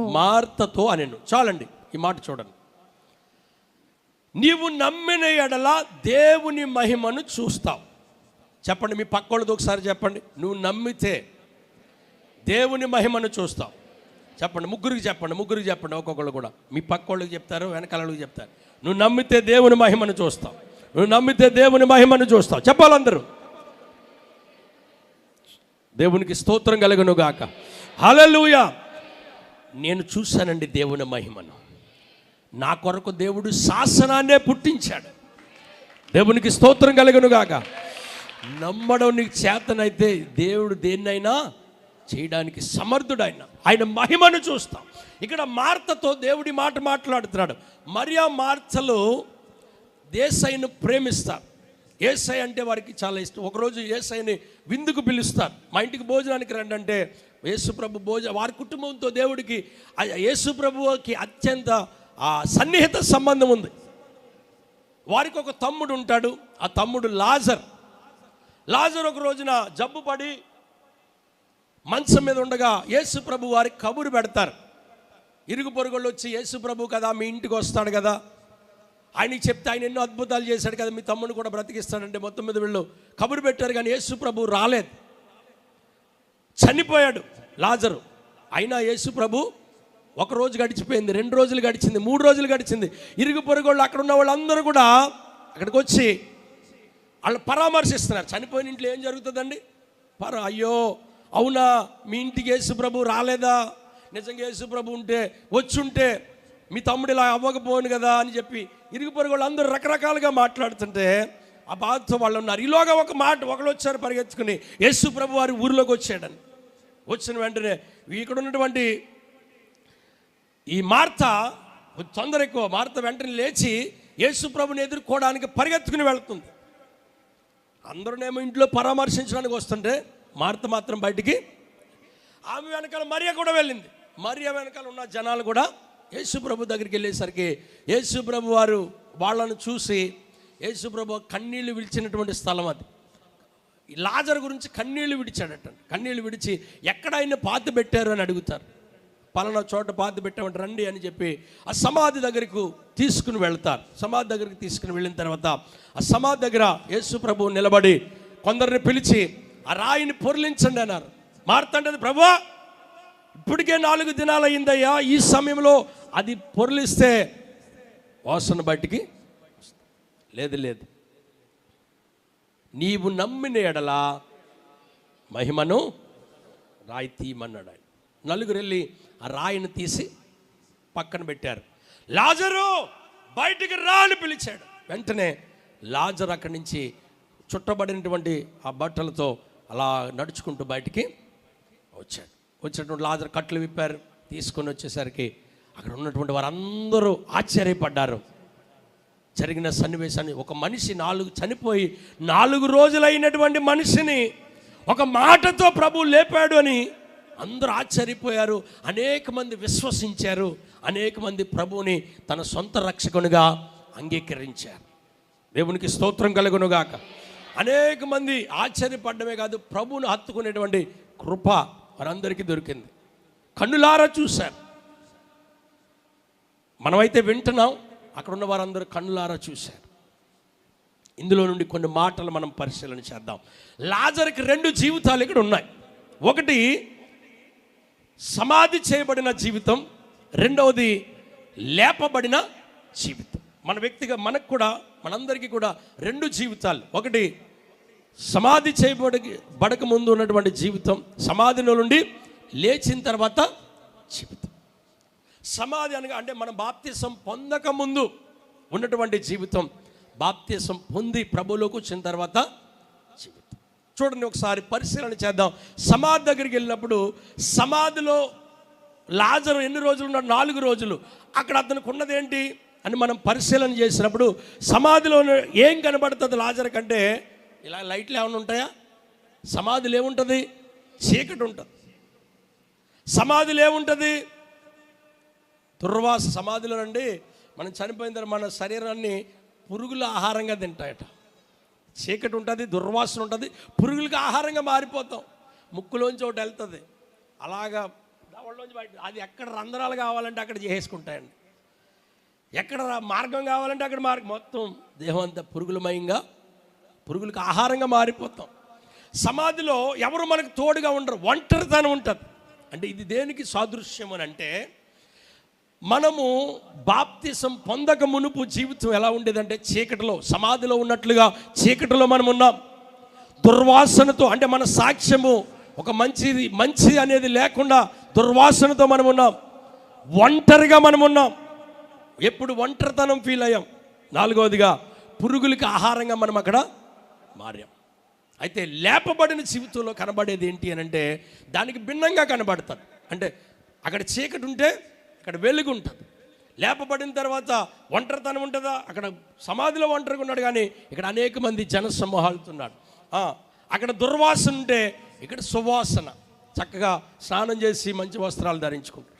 అక్కడ పురుగులకు ఆహారంగా ఉన్నాడు, కానీ ఇక్కడ సజీవమైన ఆహారాన్ని తినేటువంటి కృప. ఇది మన బాప్తిసం పొందడ ముందు ఉన్న జీవితానికి, మనం లేపబడిన తర్వాత ఉన్న జీవితానికి వ్యత్యాసము. దేవునికి స్తోత్రం కలుగును గాక. కొంచెం ముందుకు వెళ్దాం. ఈ భాగంలో నుంచే కొన్ని మాటలు చూద్దాం. కొంచెం ముందుకు వెళదాం.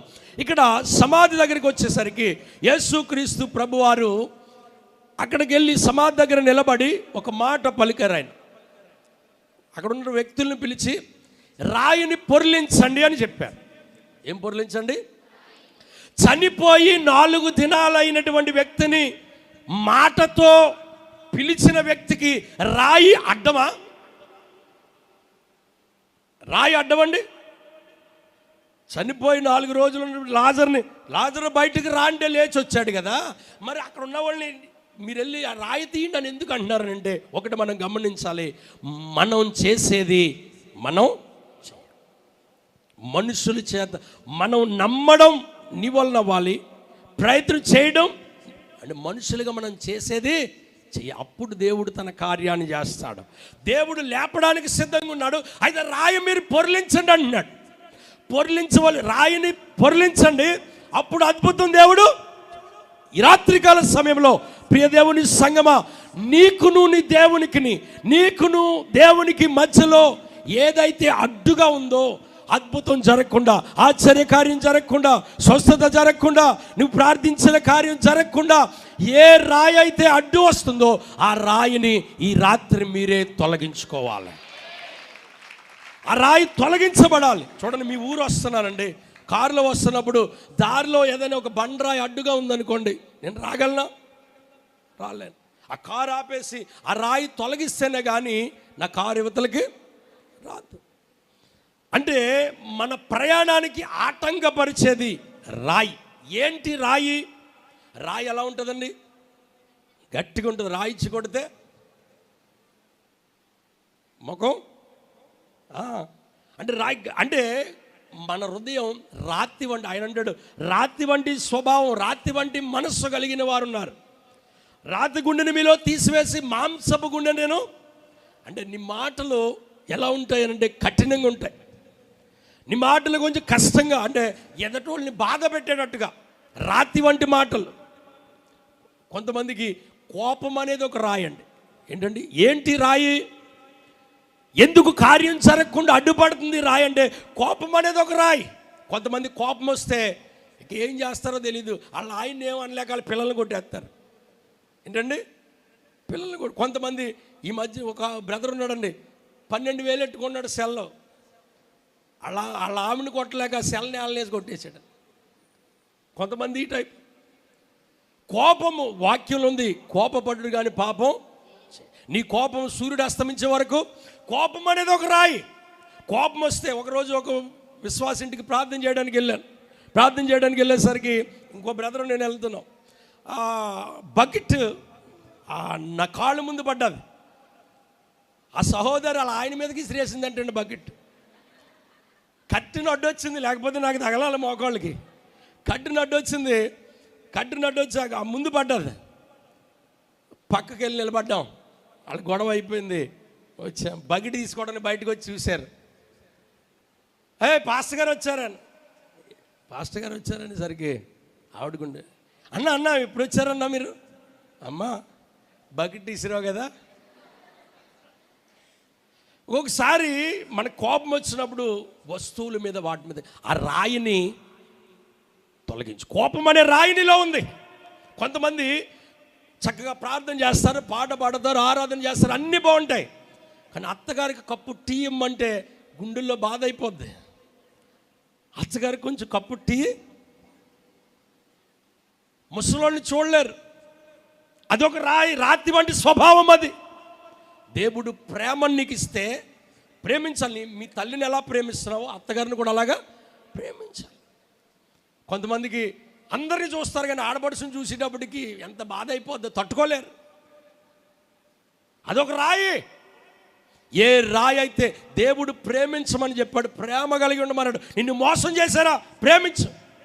నీకు ద్రోహం చేసి అయినా సరే దేవుడు అన్నాడు, శత్రువుని సైతం మనం ప్రేమించాలని చెప్తున్నాడు దేవుడు. దేవునికి స్తోత్రం కలుగును గాక. శత్రువులను సైతం మనం ఏం చేయాలి? ప్రేమ కలిగి ఉండాలి. అంతే తప్ప మనం ఒక బార్డర్ గీసుకుంటాం, ఆ బార్డర్లో వాళ్ళనే ప్రేమిస్తాం. మిగతా వాళ్ళు మాత్రం మనం ఏం చూపిస్తామంటే ద్వేషం చూపిస్తాం. ద్వేషం అనేది ఒక శరీర కార్యాలు ఏవైతున్నాయో, పగ, కోపం, ద్వేషం, అసూయ అనేది ఒక రాయి. ఎవరైనా మనకంటే అందంగా ఉన్నా, పాట పాడినా, మనకంటే కొంచెం యాక్టివ్గా ఉంటే మనం తట్టుకోలేం. దేవుడి సన్నిధిలోనే ఉంటాం. ఎవరిదండి అసూయ? అపవాది. అంటే ఏ రాయి, ఎన్ని రాయిలు అన్నమాట. ఏది? నీ కార్యం జరగకుండా నీ అసూయ అడ్డొస్తుందేమో, నీ కార్యం జరగకుండా నీ కోపం అడ్డొస్తుందేమో, నీ కార్యం జరగకుండా ద్వేషం అనే రాయి అడ్డుగా ఉందేమో, నీ కార్యము, నీ ప్రార్థన దేవుని దగ్గర నుంచి జవాబు రాకుండా ఏ రాయి అయితే అడ్డుగా ఉందో ఈ రాత్రి ఆ రాయి తొలగించబడాలి. హల్లెలూయా, హల్లెలూయా. యెహెజ్కేలు గ్రంథం 14వ అధ్యాయం 2వ వచనంలో అంటాడు. యెషయా గ్రంథం 5వ అధ్యాయం 1-2 వచనాలు.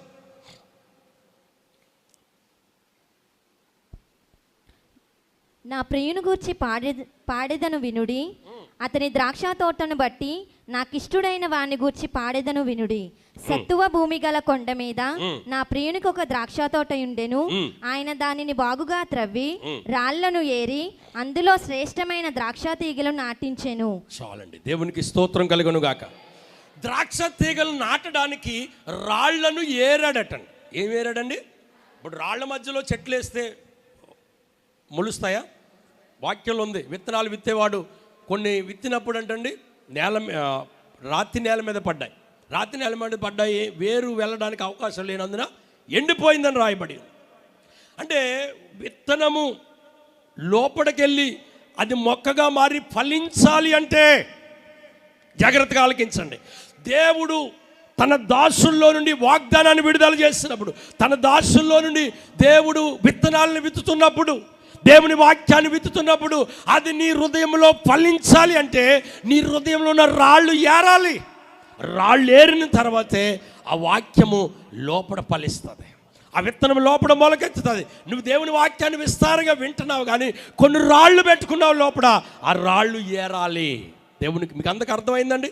అర్థమైన వాళ్ళందరూ 2 చేతుల పైకి దేవునికి స్తోత్రం చెల్లిందాము. హల్లెలూయా. సెల్ ఫోన్ అనేది ఒక రాయి. దేవునికి వ్యతిరేకంగా, దేవునికి నీకు అడ్డుగా ఏదైతే వస్తుందో ఆ పాపం అనే ఆ రాయి తొలగించుకుంటేనే దైవజనుడు పలికే మాట నీ జీవితంలో నెరవేరుతుంది. దైవజనుడు ఆజ్ఞాపిస్తున్నప్పుడు, దైవజనుడు పలుకుతున్నప్పుడు, దైవజనుడు డెలివరెన్స్ చేస్తున్నప్పుడు అది నీ జీవితంలో కార్యం జరగాలి అంటే, ఆ స్వస్థత నువ్వు పొందుకోవాలి, ఆ వాగ్దానము నీలో ఫలించాలంటే నీలో ఉన్న రాళ్ళు ఏరాలి. అక్కడ అన్నాడు, ఆ ద్రాక్ష తీగలు నాటడానికి రాళ్ళను ఏరారట. కాబట్టి మీలో ఉన్న రాళ్ళు తీసివేయబడాలి. దేవునికి స్తోత్రం కలుగును గాక. హల్లెలూయా. కాబట్టి ఏదైతే దేవునికి నీకు అడ్డుగా ఉందో, ఏదైతే దేవునికి నీకు అడ్డుగా వస్తుందో, ఆ రాయిని మనమే తీసుకోవాలి. ఒకసారి అలా చేతులు పైకెత్తండి, కళ్ళు మూసుకుని రెండు చేతులపై. యేసు ప్రభువా, ఇగో నాకు నీకు ఏదైతే అడ్డుగా ఉందో నాయన, ఇగో ఆ పాపమే, నేను అన్ని విషయాల్లో నమ్మకంగా ఉంటున్నాను కానీ ఈ విషయంలో నేను నమ్మకంగా ఉండలేకపోతున్నానయ్యా. అన్ని విషయాల్లో నేను నమ్మకంగా ఉంటున్నాను కానీ ఈ విషయంలోనే నేను పడిపోతున్నానయ్యా. ఈ విషయంలోనే అది నాకు ఒక రాయిగా ఉంది, అది నాకు ఆటంకంగా ఉంది. ఆటంకాన్ని తొలగించు ప్రభు అని అడగండి. నీకు తెలుసు ఏ రాయి, ఏ విషయంలో నువ్వు పడిపోతున్నావో, ఏ రాయి అయితే నీకు దేవునికి అడ్డుగా ఉందో, యేసయ్య ఆ రాయిని తొలగించు నువ్వు అడిగితే దేవుడి రాత్రి దేవుడు తొలగించబోతున్నాడు. ఆ పాపాన్ని జయించే శక్తి దేవుడు నీకు ఇస్తున్నాడు. నా ప్రార్థనకు జవాబు రావాలయ్యా. నా ప్రార్థనకు జవాబు రావాలంటే నాకు నీకు అడ్డుగా ఉన్న ఆ రాయి తొలగించబడాలి. యెహోవా చెవులు, ఆయన చేతులు కురచ కాలేదు, ఆయన చెవులు మందం కాలేదు. మీ దోషములు మీకును మీ దేవునికి అడ్డుగా ఉన్నాయంటున్నాడు. కాబట్టి అయ్యా, నాకు నీకు అడ్డుగా ఉన్నటువంటి ఆ దోషాన్ని, నాకు నీకు అడ్డుగా ఉన్న రాయిని యేసు నామములో తొలగించండి నాయన. తొలగించమని ప్రార్థిస్తున్నామా పరమ తండ్రి. ఆమేన్. ఏం తొలగించబడాలమ్మా చెప్పండి అందరూ, ఇలా పెట్టండి చెయ్యి. ఏం తొలగించబడాలి? రాయి తొలగించాలి. ఏం చేయాలి? రాయి తొలగిస్తేనే దేవుని మాట నెరవేరుతుంది, దేవుడు అద్భుతం జరుగుతుంది. మొదటి పాయింట్, రాయి తొలగించబడాలి. రెండో మాట, రాయి తొలగించబడిన తర్వాత ప్రభు అక్కడికి వెళ్ళి నిలబడి పలికింది ఏంటంటే, లాజరు బయటికి రా అని పిలిచాడు. లాజరు బయటికి రా. అప్పటికే 4 రోజులయ్యి చుట్టబడి ఉన్నటువంటి ఆ చెవులు పనిచేస్తాయా? నిద్రపోయిన వాళ్ళకే వినబడదు. అలాంటిది చనిపోయిన వ్యక్తి యొక్క చెవుల్లోనికి దేవుని మాట వెళ్ళగానే ఆ శరీరము లేవడం ప్రారంభించింది.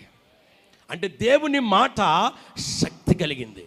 దేవుడు మాట పలుకుతున్నప్పుడే లాజరు బయటకు రాన్నప్పుడు ఆ శబ్దాలు వినేటువంటి ఆ చెవులుగా, అతని చెవులు మృతమైపోయాడు కానీ ఆ చెవులు మాత్రం ఆ శబ్దాల్ని ఆలకించాయి. ఒకవేళ ఆత్మీయంగా నువ్వు చనిపోయిన స్థితిలో ఉంటే దేవుని మాటకు నువ్వు చెవులిస్తే ఆ చెవుల ద్వారా ఎప్పుడైతే ఆ మాటని గుండెలోకి వెళ్తుందో, ఎప్పుడైతే ఆ మాటను ఆలకిస్తావో, ఆ మాట ద్వారా గొప్ప కార్యం జీవితంలో జరుగుతుంది. రెండో మాట, మొదటి మాట రాయిని పొరలించాలి, రెండో మాట మాట వినాలి. ఏం వినాలండి? మాట వినాలి. మాట వినాలి. ఎవరి మాట వినాలి? దేవుని మాట. దేవుని మాట ఎక్కడి నుంచి వస్తుందండి? దేవుని మాట వినడానికి ఇక్కడ ఎవరైతే నిలబడి, ఏ దైవజనుడు అయితే నిలబడి మాట్లాడుతున్నారో వారిలోంచి వచ్చేది దేవుని మాటే. దేవునికి స్తోత్రం కలుగును గాక. దేవుడు వాక్యము ద్వారా నీతో మాట్లాడుతాడు. ఆ మాటను దేవుని మాటగా నువ్వు స్వీకరించాలి. ఎప్పుడైతే అలా స్వీకరిస్తావో నీలో అద్భుతము జరిగిస్తాడు దేవుడు. పడిపోయిన వారిని ఆయన, వారు పడిన గుంటలో నుండి ఆయన వారిని లేవనెత్త వాక్యము వారి దగ్గరికి వెళ్ళి వాక్యం ద్వారా లేవనెత్తబడతారు. నువ్వు పడిపోయిన స్థితిలోంచి లేవబడాలి. చనిపోయిన స్థితిలోంచి, ఆత్మీయంగా చచ్చిపోయిన స్థితిలోంచి నువ్వు లేపబడాలి అంటే దేవుని మాట శ్రద్ధగా వినాలి. తిమోతి అంటాడు దురద చెవులు కలిగిన వారే కల్పనా కథల వైపు తిరుగు కాలము వచ్చును. అట్టి కాలంలో ఎక్కువ మనుషులు దేనికి ఇష్టపడుతున్నారంటే సత్యమునకు చెవినీయక. 4:4 ఉంటుంది చూడండి ఒకసారి. తిమోతి రాసిన 2వ పత్రిక, సత్యమునకు చెవినీయక. 4:4 సత్యమునకు చెవినీయక కల్పనా కథల వైపునకును తిరుగు కాలము వచ్చును. తిరుగు కాలము 3వ వచనం చదవమ్మ. ఎందుకనగా జనులు హితబోధను సహింపక, మంచి బోధను సహింపక దురద చెవులు గలవారై తమ స్వకీయ దురాశలకు అనుకూలమైన బోధకులను తమ కొరకు పోగు చేసుకుని, సత్యమునకు చెవినీయక కల్పనా కథల వైపునకు తిరుగు కాలము వచ్చును. కల్పనా కథల వైపు తిరుగు కాలం. సత్యానికి చెవినీయకుండా టీవీలో దేవుని మాటలు వస్తున్నాయి, సీరియల్స్ వస్తున్నాయి. మనుషులకి దేని మీద మనసు ఎక్కువ ఉందంటే సీరియల్స్ మీద మనసు. ఏం వింటున్నాం మనం? దేవుని మాట నీలో జీవాన్ని కలుగజేస్తుంది. దేవుని మాట నీలో శక్తిని ఇస్తుంది. కాబట్టి దేవుని మాటకు వినేవారిగా మనం ఉండాలి. దేవునికి స్తోత్రం కలుగును గాక. దేవుని మాటకి ఎప్పుడైతే నువ్వు చెవులిస్తావో నీకంటే పెద్దోళ్ళు చెప్పిన మాట కూడా నువ్వు వింటావు. మాకు ఒక చెల్లి ఉండేది, సండే స్కూల్ నడిపించేది. కత్తిపూడిలో పరిచర్య చేస్తున్నప్పుడు, అమ్మ మా మాట వినమ్మా, వద్దమ్మా అని చెప్పాం. లేదన్నయ్య ఆ కుర్రోడే కావాలన్నయ్య, ఆ అబ్బాయే కావాలన్నయ్య. అది కాదమ్మా, నువ్వేమో బీఫార్మసీ చదువుకున్నావు, అబ్బాయి ఏమో డ్రైవర్గా చేస్తున్నాడు, మంచిగా చదువుకున్న అబ్బాయి 5వ తరగతి చదివాడమ్మా, వద్దాం. లేదన్నయ్య నా కళ్ళు పెట్టుకుని చూడండి అన్నయ్య. ఎవరి కళ్ళు అండి? నీ కళ్ళు పెట్టుకు చూడడం ఎందుకులే తల్లి, పడు అని చెప్పి పెళ్లి చేసాడు. వివాహం చేసి వాళ్ళ అమ్మ నాన్న ఒప్పుకోలేదు, చచ్చిపోతాను బెదిరి ఎలాగో మొత్తం మీద ఒప్పించి మొత్తం మీద చేసుకున్న నెల దగ్గర నుంచి చెప్పిన మాట వినలేదు. నెల దగ్గర నుంచి ఇక పరిస్థితులన్నీ తారుమైపోయి, ఒకరోజు ఉపవాస కూటాలు జరుగుతున్నాయి. అక్కడికి వెళ్ళేటప్పుడు కాళ్ళ మీద పడిపోయి, అన్న చచ్చిపోతానంట. ఏమ్మ అంటే టార్చర్ అన్న. ఒక పక్కన ఇంట్లో వాళ్ళ అత్త మామూలు టార్చర్ అయితే, ఒక పక్కన ఈతని టార్చర్ అన్న, భయంకరంగా కొట్టేస్తాడన్న. పెళ్ళికి ముందు మాత్రం అన్నీ నీ టేస్ట్ నా టేస్ట్ ఒకటే అన్నాడన్న. నాకు మొత్తం విరుద్ధంగా మారిపోయాడన్న. అమ్మ చిన్నప్పటి నుంచి అనేక మంది సండే స్కూల్ పిల్లలకు బోధించావు, నువ్వు బోధించిన పిల్లలందరూ మంచిగా ఉన్నారు, కానీ నీ జీవితం ఏడుపు. ఇప్పుడు మాట చెప్పినప్పుడు వినకుండా తర్వాత ఏడిస్తే ప్రయోజనం. మనం చూన్ చేసేసుకుని దేవుని చిత్తం అంటే, చాలామంది దేవుని చిత్తాన్ని ఎలాగ అడుగుతారంటే, నాకు అదే కావాలి. ఏం కావాలి? అది కావాలంటే కుదరదు, ఆ వ్యక్తే కావాలి. అది దేవుని చిత్తం కాదు. కొంతమంది లవ్ మ్యారేజెస్, అది అసలు దేవుని చిత్తం కాదు, అది దేవుని ఆశీర్వాదం ఉండదు. దేవునికి స్తోత్రం కలుగును గాక. యవన చెల్లెళ్ళు, యవన తమ్ముళ్ళు ఎక్కడ ఉన్నారు? దేవుని చిత్తం ఏంటో తెలుసా? నీ తల్లిదండ్రులు చెప్పిన మాట వినడం దేవుని చిత్తం, పెద్దలకు లోబడ్డం దేవుని చిత్తం. నీ ఇష్టానుసారంగా నీ మనసుకు నచ్చినట్లుగా నువ్వు డిజైన్ చేసుకుని, నాకు అది కావాలి ప్రభు అంటే, అది దేవుని చిత్తం కాదు. దాని ద్వారా నీకు ఆశీర్వాదం రానే. అలాగ అనేక మందిని చూసామండి. దేవుని పిల్లలుగా ఉండి కూడా అలాగ పెళ్ళిళ్ళు చేసుకుని, అన్నా నా కర్మ అంటే ఏం చేస్తాం? ఇంకా ఇదేమన్నా బట్టల మార్చేసుకుని మళ్ళీ ఇంకో వివాహం చేసుకోవడానికి. యవన చెల్లి, యవన తమ్ముడు, నీ జీవితాన్ని దేవుని చేతిలో పెట్టు, దేవుని చిత్తానికి అప్పగించు, ఆశీర్వాదకరంగా మారు. నేను అప్పగించాను అలాగా. నా తల్లిదండ్రుల మాట విన్నాను, అందుకే మంచి భార్యను దేవుడు నాకు ఇచ్చాడు. అర్థం చేసుకునే భార్య, ఒకళ్ళొకరు అర్థం చేసుకునే కృప దేవుడు ఇస్తాడు. అందులో ఆశీర్వాదం ఉంటుంది. ఒకవేళ మొదట్లో కొంచెం కష్టంగా ఉన్నా కానీ ఆశీర్వాదకరంగా దేవుడు మారుస్తాడు, దీవెనకరంగా దేవుడు మారుస్తాడు. అంతే తప్ప పెద్దల మాట మనం వినేవారిగా ఉండాలి. దేవునికి స్తోత్రం కలుగును గాక. హల్లెలూయా. దేవుని మాట, వీటన్నిటికంటే ముఖ్యంగా దేవుని మాట సాత్వికంతో అంగీకరించాలటండి. దేవుని మాట ఎప్పుడైతే మనము వింటామో, విన్నటువంటి దేవుని మాట మన గుండెల్లో కార్యం చేస్తుంది, నీలో విశ్వాసాన్ని పెంపొందింపజేస్తుంది, నీకు ధైర్యాన్ని ఇస్తుంది, నీకు బలాన్ని ఇస్తుంది. ఆ జైల్లో దేవుని మాటలు నేను చదువుతున్నప్పుడు నాకెంతో ధైర్యం కలిగేది. నువ్వు కృంగిపోయిన స్థితిలో ధైర్యం ఇచ్చేది ఏంటి అంటే, దేవుని మాటే. దేవుని మాటకు మీ చెవులు ఇవ్వాలి. అలాగే దేవుని స్వరము వినబడగానే మృతమైపోయిన చెవులు పని చేయటం మొదలుపెట్టే దేవుని శక్తి ఆ బిడ్డలోకి వచ్చింది. ఇక్కడ దైవజనుడు మాట్లాడుతున్నప్పుడు అక్కడ ఒక పేషెంట్గా నువ్వు ఉన్నావేమో, ఒక వ్యాధితో నువ్వు ఉన్నావేమో, ఒక బాధతో, ఒక ఇబ్బందితో, కష్టంతో నువ్వు ఉన్నావేమో. దైవజనుడు ఇక్కడ డెలివరెన్స్ చేస్తున్నప్పుడు, ఆ వ్యాధిని బంధిస్తున్నప్పుడు, ఆ తెగులును బంధిస్తున్నప్పుడు దాన్ని నువ్వు రిసీవ్ చేసుకోగలిగితే అద్భుతం నీలో దేవుడు జరిగిస్తాడు. ఆశ్చర్య కార్యాన్ని దేవుడు నీలో చేస్తాడు. ఆయన మహిమను కన్నులారా నువ్వు చూస్తావు.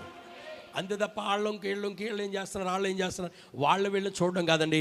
దేవుని మాటను రిసీవ్ చేసుకోవాలి, దేవుని మాటను శ్రద్ధగా వినాలి. శ్రద్ధగా విన్నాడు కనుక లాజరు మృతుడైపోయినా కానీ దేవుని మాట అతని జీవంతో నింపింది. ఒకటి మాట రాయిని పొరలించాడు, రెండవ మాట విన్నాడు. ఇప్పుడు ఏమైందంటే, మాట విన్న వెంటనే కట్లతో అలా ముందుకు వచ్చాడు. వచ్చిన తర్వాత అక్కడ ఉన్న వారిని పిలిచి కట్లు విప్పండి అన్నాడు. మరలా ఆలోచిద్దాం, కట్లు విప్పండి. చనిపోయిన వ్యక్తినే లేపిన దేవునికి ఒక్కసారి ఇలాగంటే ఆ పీలికలన్నీ తెగిపోతాయి, వెంటనే ఊడిపడిపోతాయి. కానీ దేవుడు అక్కడ ఉన్న వాళ్ళని పిలిచి అతని కట్లు మీరు విప్పండి. కట్లు విప్పాలటండి. ఉపవాసం గురించి దేవుడు ఒక మాట చెప్తారు. చూద్దాం ఆ మాట. యెషయా గ్రంథము 58వ అధ్యాయం 12, 19 చదువు. 6వ వచనం అండి. 6వ వచనం చదవండి.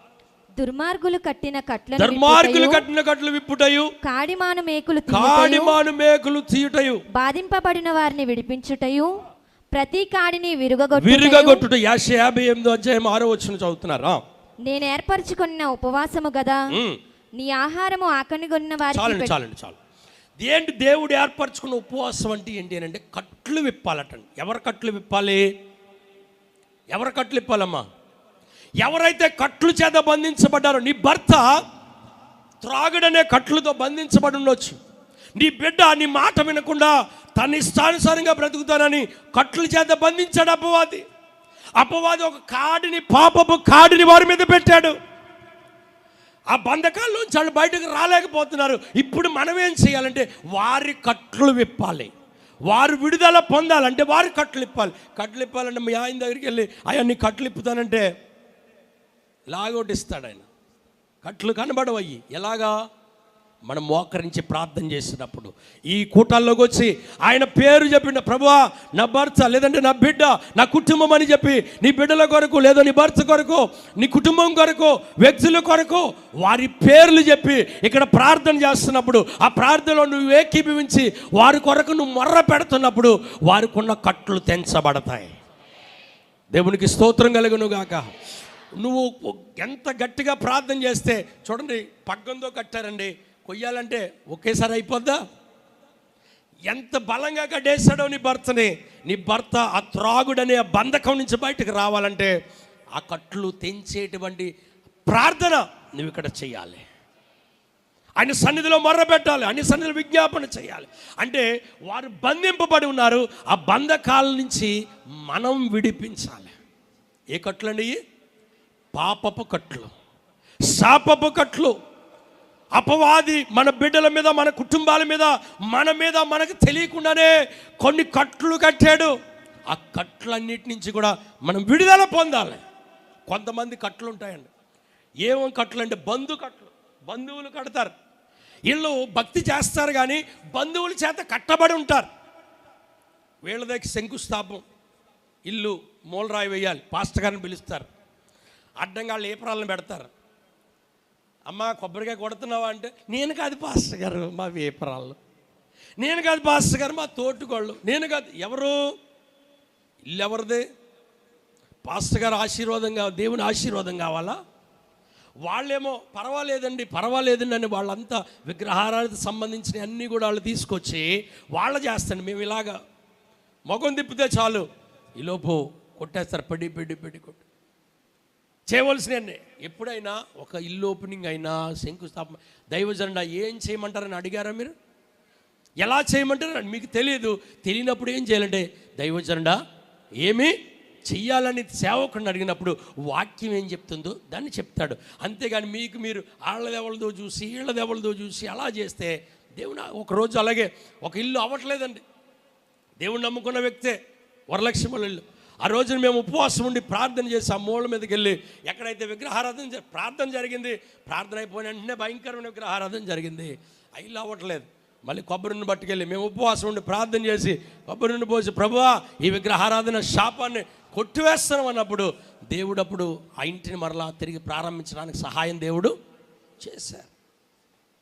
అంటే మనం పొందవలసిన దేవుని దీవెనకు అడ్డుగా కొంతమంది బంధువులు వస్తారు. నేను చేయలేదు పాస్టర్ గారు, మా వేపురాలు చేసింది, నేను చేయలేదు మా అత్తగారు చేసింది, నేను చేయలేదు ఆవిడ చేసింది, ఈవిడ చేసింది. అలాగా మన కుటుంబాల్లో అలా జరగడానికి వీలు అలాంటి కట్లుగా ఉండకూడదు. కొంతమంది కట్లు ఉంటాయి. ఆదివారమే ఫంక్షన్ పెడతారు. ఈ మధ్య కాలంలో ఎవరండి? అన్యులు పెడితే పర్లేదు, క్రైస్తవులు కూడా అదే పెడుతున్నారండి. దేవుణ్ణి నమ్ముకున్న వాళ్ళు కూడా. అది ఆశీర్వాదమా? సూడుదులు ఆ రోజే పట్టుకెళ్తున్నారు, ఆ రోజే ఆ పురటాలను తీసుకెళ్ళటం, ఆ రోజే ఫంక్షన్లు పెట్టుకోవటం, ఆ రోజే పెళ్ళిళ్ళు, ఆ రోజే కార్యాలు. దేవుని ఆరాధించవలసిన సమయం దేవునికి ఇవ్వకుండా, దేవుని స్తుతించవలసిన సమయం దేవునికి ఇవ్వకుండా ఎవరి చేత కట్టబడ్డారు వీళ్ళు? బంధువుల చేత కట్టబడ్డారు. ఎప్పుడైనా బంధువు మీ ఇంటికి వచ్చాడు అనుకోండి, ఆదివారం వచ్చాడు.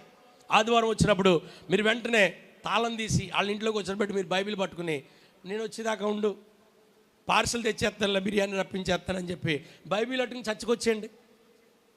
మళ్ళీ ఎప్పుడైనా మీ ఇంటికి ఆదివారం వస్తారల్లా మీ మీద ఏ సాక్షి ఉంటుందో తెలుసా? ఏముంటుందండి? ఏ రోజు వెళ్ళినా కానీ ఆదివారం మాత్రం వెళ్ళి ఇంటికి మాకంటే దేవుణ్ణి ఎక్కువ ప్రేమిస్తారు ఇలా అని చెప్పి ఒక సాక్ష్యం. అయ్యి బాబోయ్, ఎప్పుడు రానేళ్ళు వచ్చారమ్మో, ఎప్పుడు రానేళ్ళు వచ్చారు, అయ్యి ఉండాలి ఇయ్యి ఉండాలని చెప్పి వాళ్ళతోనే టైం పాస్ చేస్తాం. అంటే నువ్వెవరితో కట్టబడుతున్నావు? ఆ కట్లు తెంచబడాలి. దేవునికి స్తోత్రం కలుగును గాక. మళ్ళీ మందిరంలోకి వచ్చి నేను పూర్ణ హృదయంతో ప్రేమిస్తాను, పూర్ణ హృదయంతో ఆరాధిస్తాను, పాటలు పాడుతాం, సేవిస్తాం. కానీ దేవుడు చిన్న టెస్ట్ పెట్టి ఆదివారమే కూట ఉన్నప్పుడే ఎవరినైనా పంపించాడు, నువ్వు కూడా వచ్చే మందిరానికి 4 మాటలింది కానీ తీసుకురా. నిన్ను ఆరాధన మానేయడానికి, దేవునికి దూరం చేయడానికి వచ్చారు వాళ్ళు. పంపించింది అపవాది. నువ్వు వెంటనే తలొగ్గేస్తే దేవునికి స్తోత్రం కలుగును గాక. దేవుణ్ణి ప్రేమించేటువంటి మనకు అలాంటి కట్లన్నీ తెంచబడును గాక. ఆమేన్. మనం ఎప్పుడైతే మోకరించి ప్రార్థన చేస్తామో మనకున్న కట్లు, మన కట్లు తెంచబడతాయి. మనకున్న బంధువుల కట్లు, మన ఇంట్లో వాళ్ళ కట్లన్నీ కూడా తెంచే శక్తి దేవుడు మనకిస్తాడు. అద్భుతం ఎప్పుడు జరుగుతుందంటే, దేవుని మహిమను ఎప్పుడు చూస్తామనంటే, ఒకటి రాయిని పొర్లించాలి. ఏం చేయాలండి? దేవునికి నీకు అడ్డుగా ఉన్నటువంటి రాయి పొర్లించబడాలి. 2, దేవుని మాట నువ్వు శ్రద్ధగా వినాలి. 3వదిగా ఆ కట్లు, ఆ బంధకాలు ఏమైతే ఉన్నాయో వాటిని తెంచాలి. ఎప్పుడైతే ఆ బంధకాలు తెంచుతావో, నువ్వు ప్రార్థన చేస్తావో, బంధకాలన్నీ తెగిపోతాయి. అప్పుడు దేవుని మహిమ నువ్వు చూస్తావు. అప్పుడు దేవుడు నీ జీవితంలో కార్యాలు చేస్తాడు. అప్పుడు దేవుడు నువ్వు ఏదైతే ఆశపడుతున్నావో, దేవుని సన్నిధిలో నువ్వు ఏదైతే ఆశిస్తున్నావో, దేవుని సన్నిధిలో నువ్వు ఏదైతే ఎదురు చూస్తున్నావో, ఏ ఉద్దేశంతో అయితే దేవుని సన్నిధికి వచ్చి మొర్ర పెడుతున్నావో, ఆ మొర్ర దేవుడు ఆలకించి అద్భుతాన్ని దేవుడు నీ జీవితంలో జరిగిస్తాడు. అలా జరిగించాలంటే మనం ఈ 3 కార్యాలు చేయాలి. ఏ కార్యాలు అయ్యి? పర్లేదు. ఏ రాయి అది? పాపం అనే రాయి. ఏ రూపంలో ఉంటుంది అది? శరీర కార్యాలు, కోపం, ద్వేషం, పగ, కక్ష, ఇవన్నీ కూడా, అసూయ, శరీర కార్యాలు అనేటువంటి ఆ రాయిని ఏం చేయాలి మనం? 2వది, దేవుని మాట శ్రద్ధగా వినాలి. ఆ మాటే లోపలికి వెళ్ళి విత్తనంగా మారి, మొక్కగా మారి నీకు ఆశీర్వాదాన్ని తీసుకొస్తుంది. ఆ వాగ్దానం నీలో ఫలిస్తుంది. 3వదిగా కట్లు, మన కుటుంబాలు, మనము, మన బిడ్డలు అన్ని కట్లను, బంధువుల కట్ల నుండి, శత్రువు కట్ల నుండి, చీకటి కార్యాల నుండి మనం విడుదల పొందాలి అంటే మనం కట్లు విప్పే స్థాయికి మనం అదే. అప్పుడు అనేకులు మనల్ని చూసి ఆశ్చర్యపడతారు. అనేకులు ప్రభు మన జీవితంలో చేసిన మేలును చూసి అన్యజనులు దేవుని సన్నిధికి వస్తారు. అనేకులు ప్రభువుని దగ్గరకు వచ్చి మేలులు పొందుకుంటారు. ఎప్పుడంటే మనం బంధకాలతో ఉండి మనం చేయలేం. మనం కట్ల నుంచి విడుదల పొందినప్పుడు, అంటే మన కట్లు విప్పబడాలి అంటే మన ప్రార్థన దేవుడు ఆలకించాలి. దేవుడు మన ప్రార్థన ఆలకించాలి అంటే రాయి పొర్లించబడాలి. రాయి పొర్లించబడాలంటే దేవుని మాట శ్రద్ధగా వినాలి. ఈ మాటలు మనందరి హృదయాల్లో దేవుడు ఫలింపజేయును గాక. ఆమేన్, ఆమేన్, ఆమేన్, ఆమేన్. గట్టిగా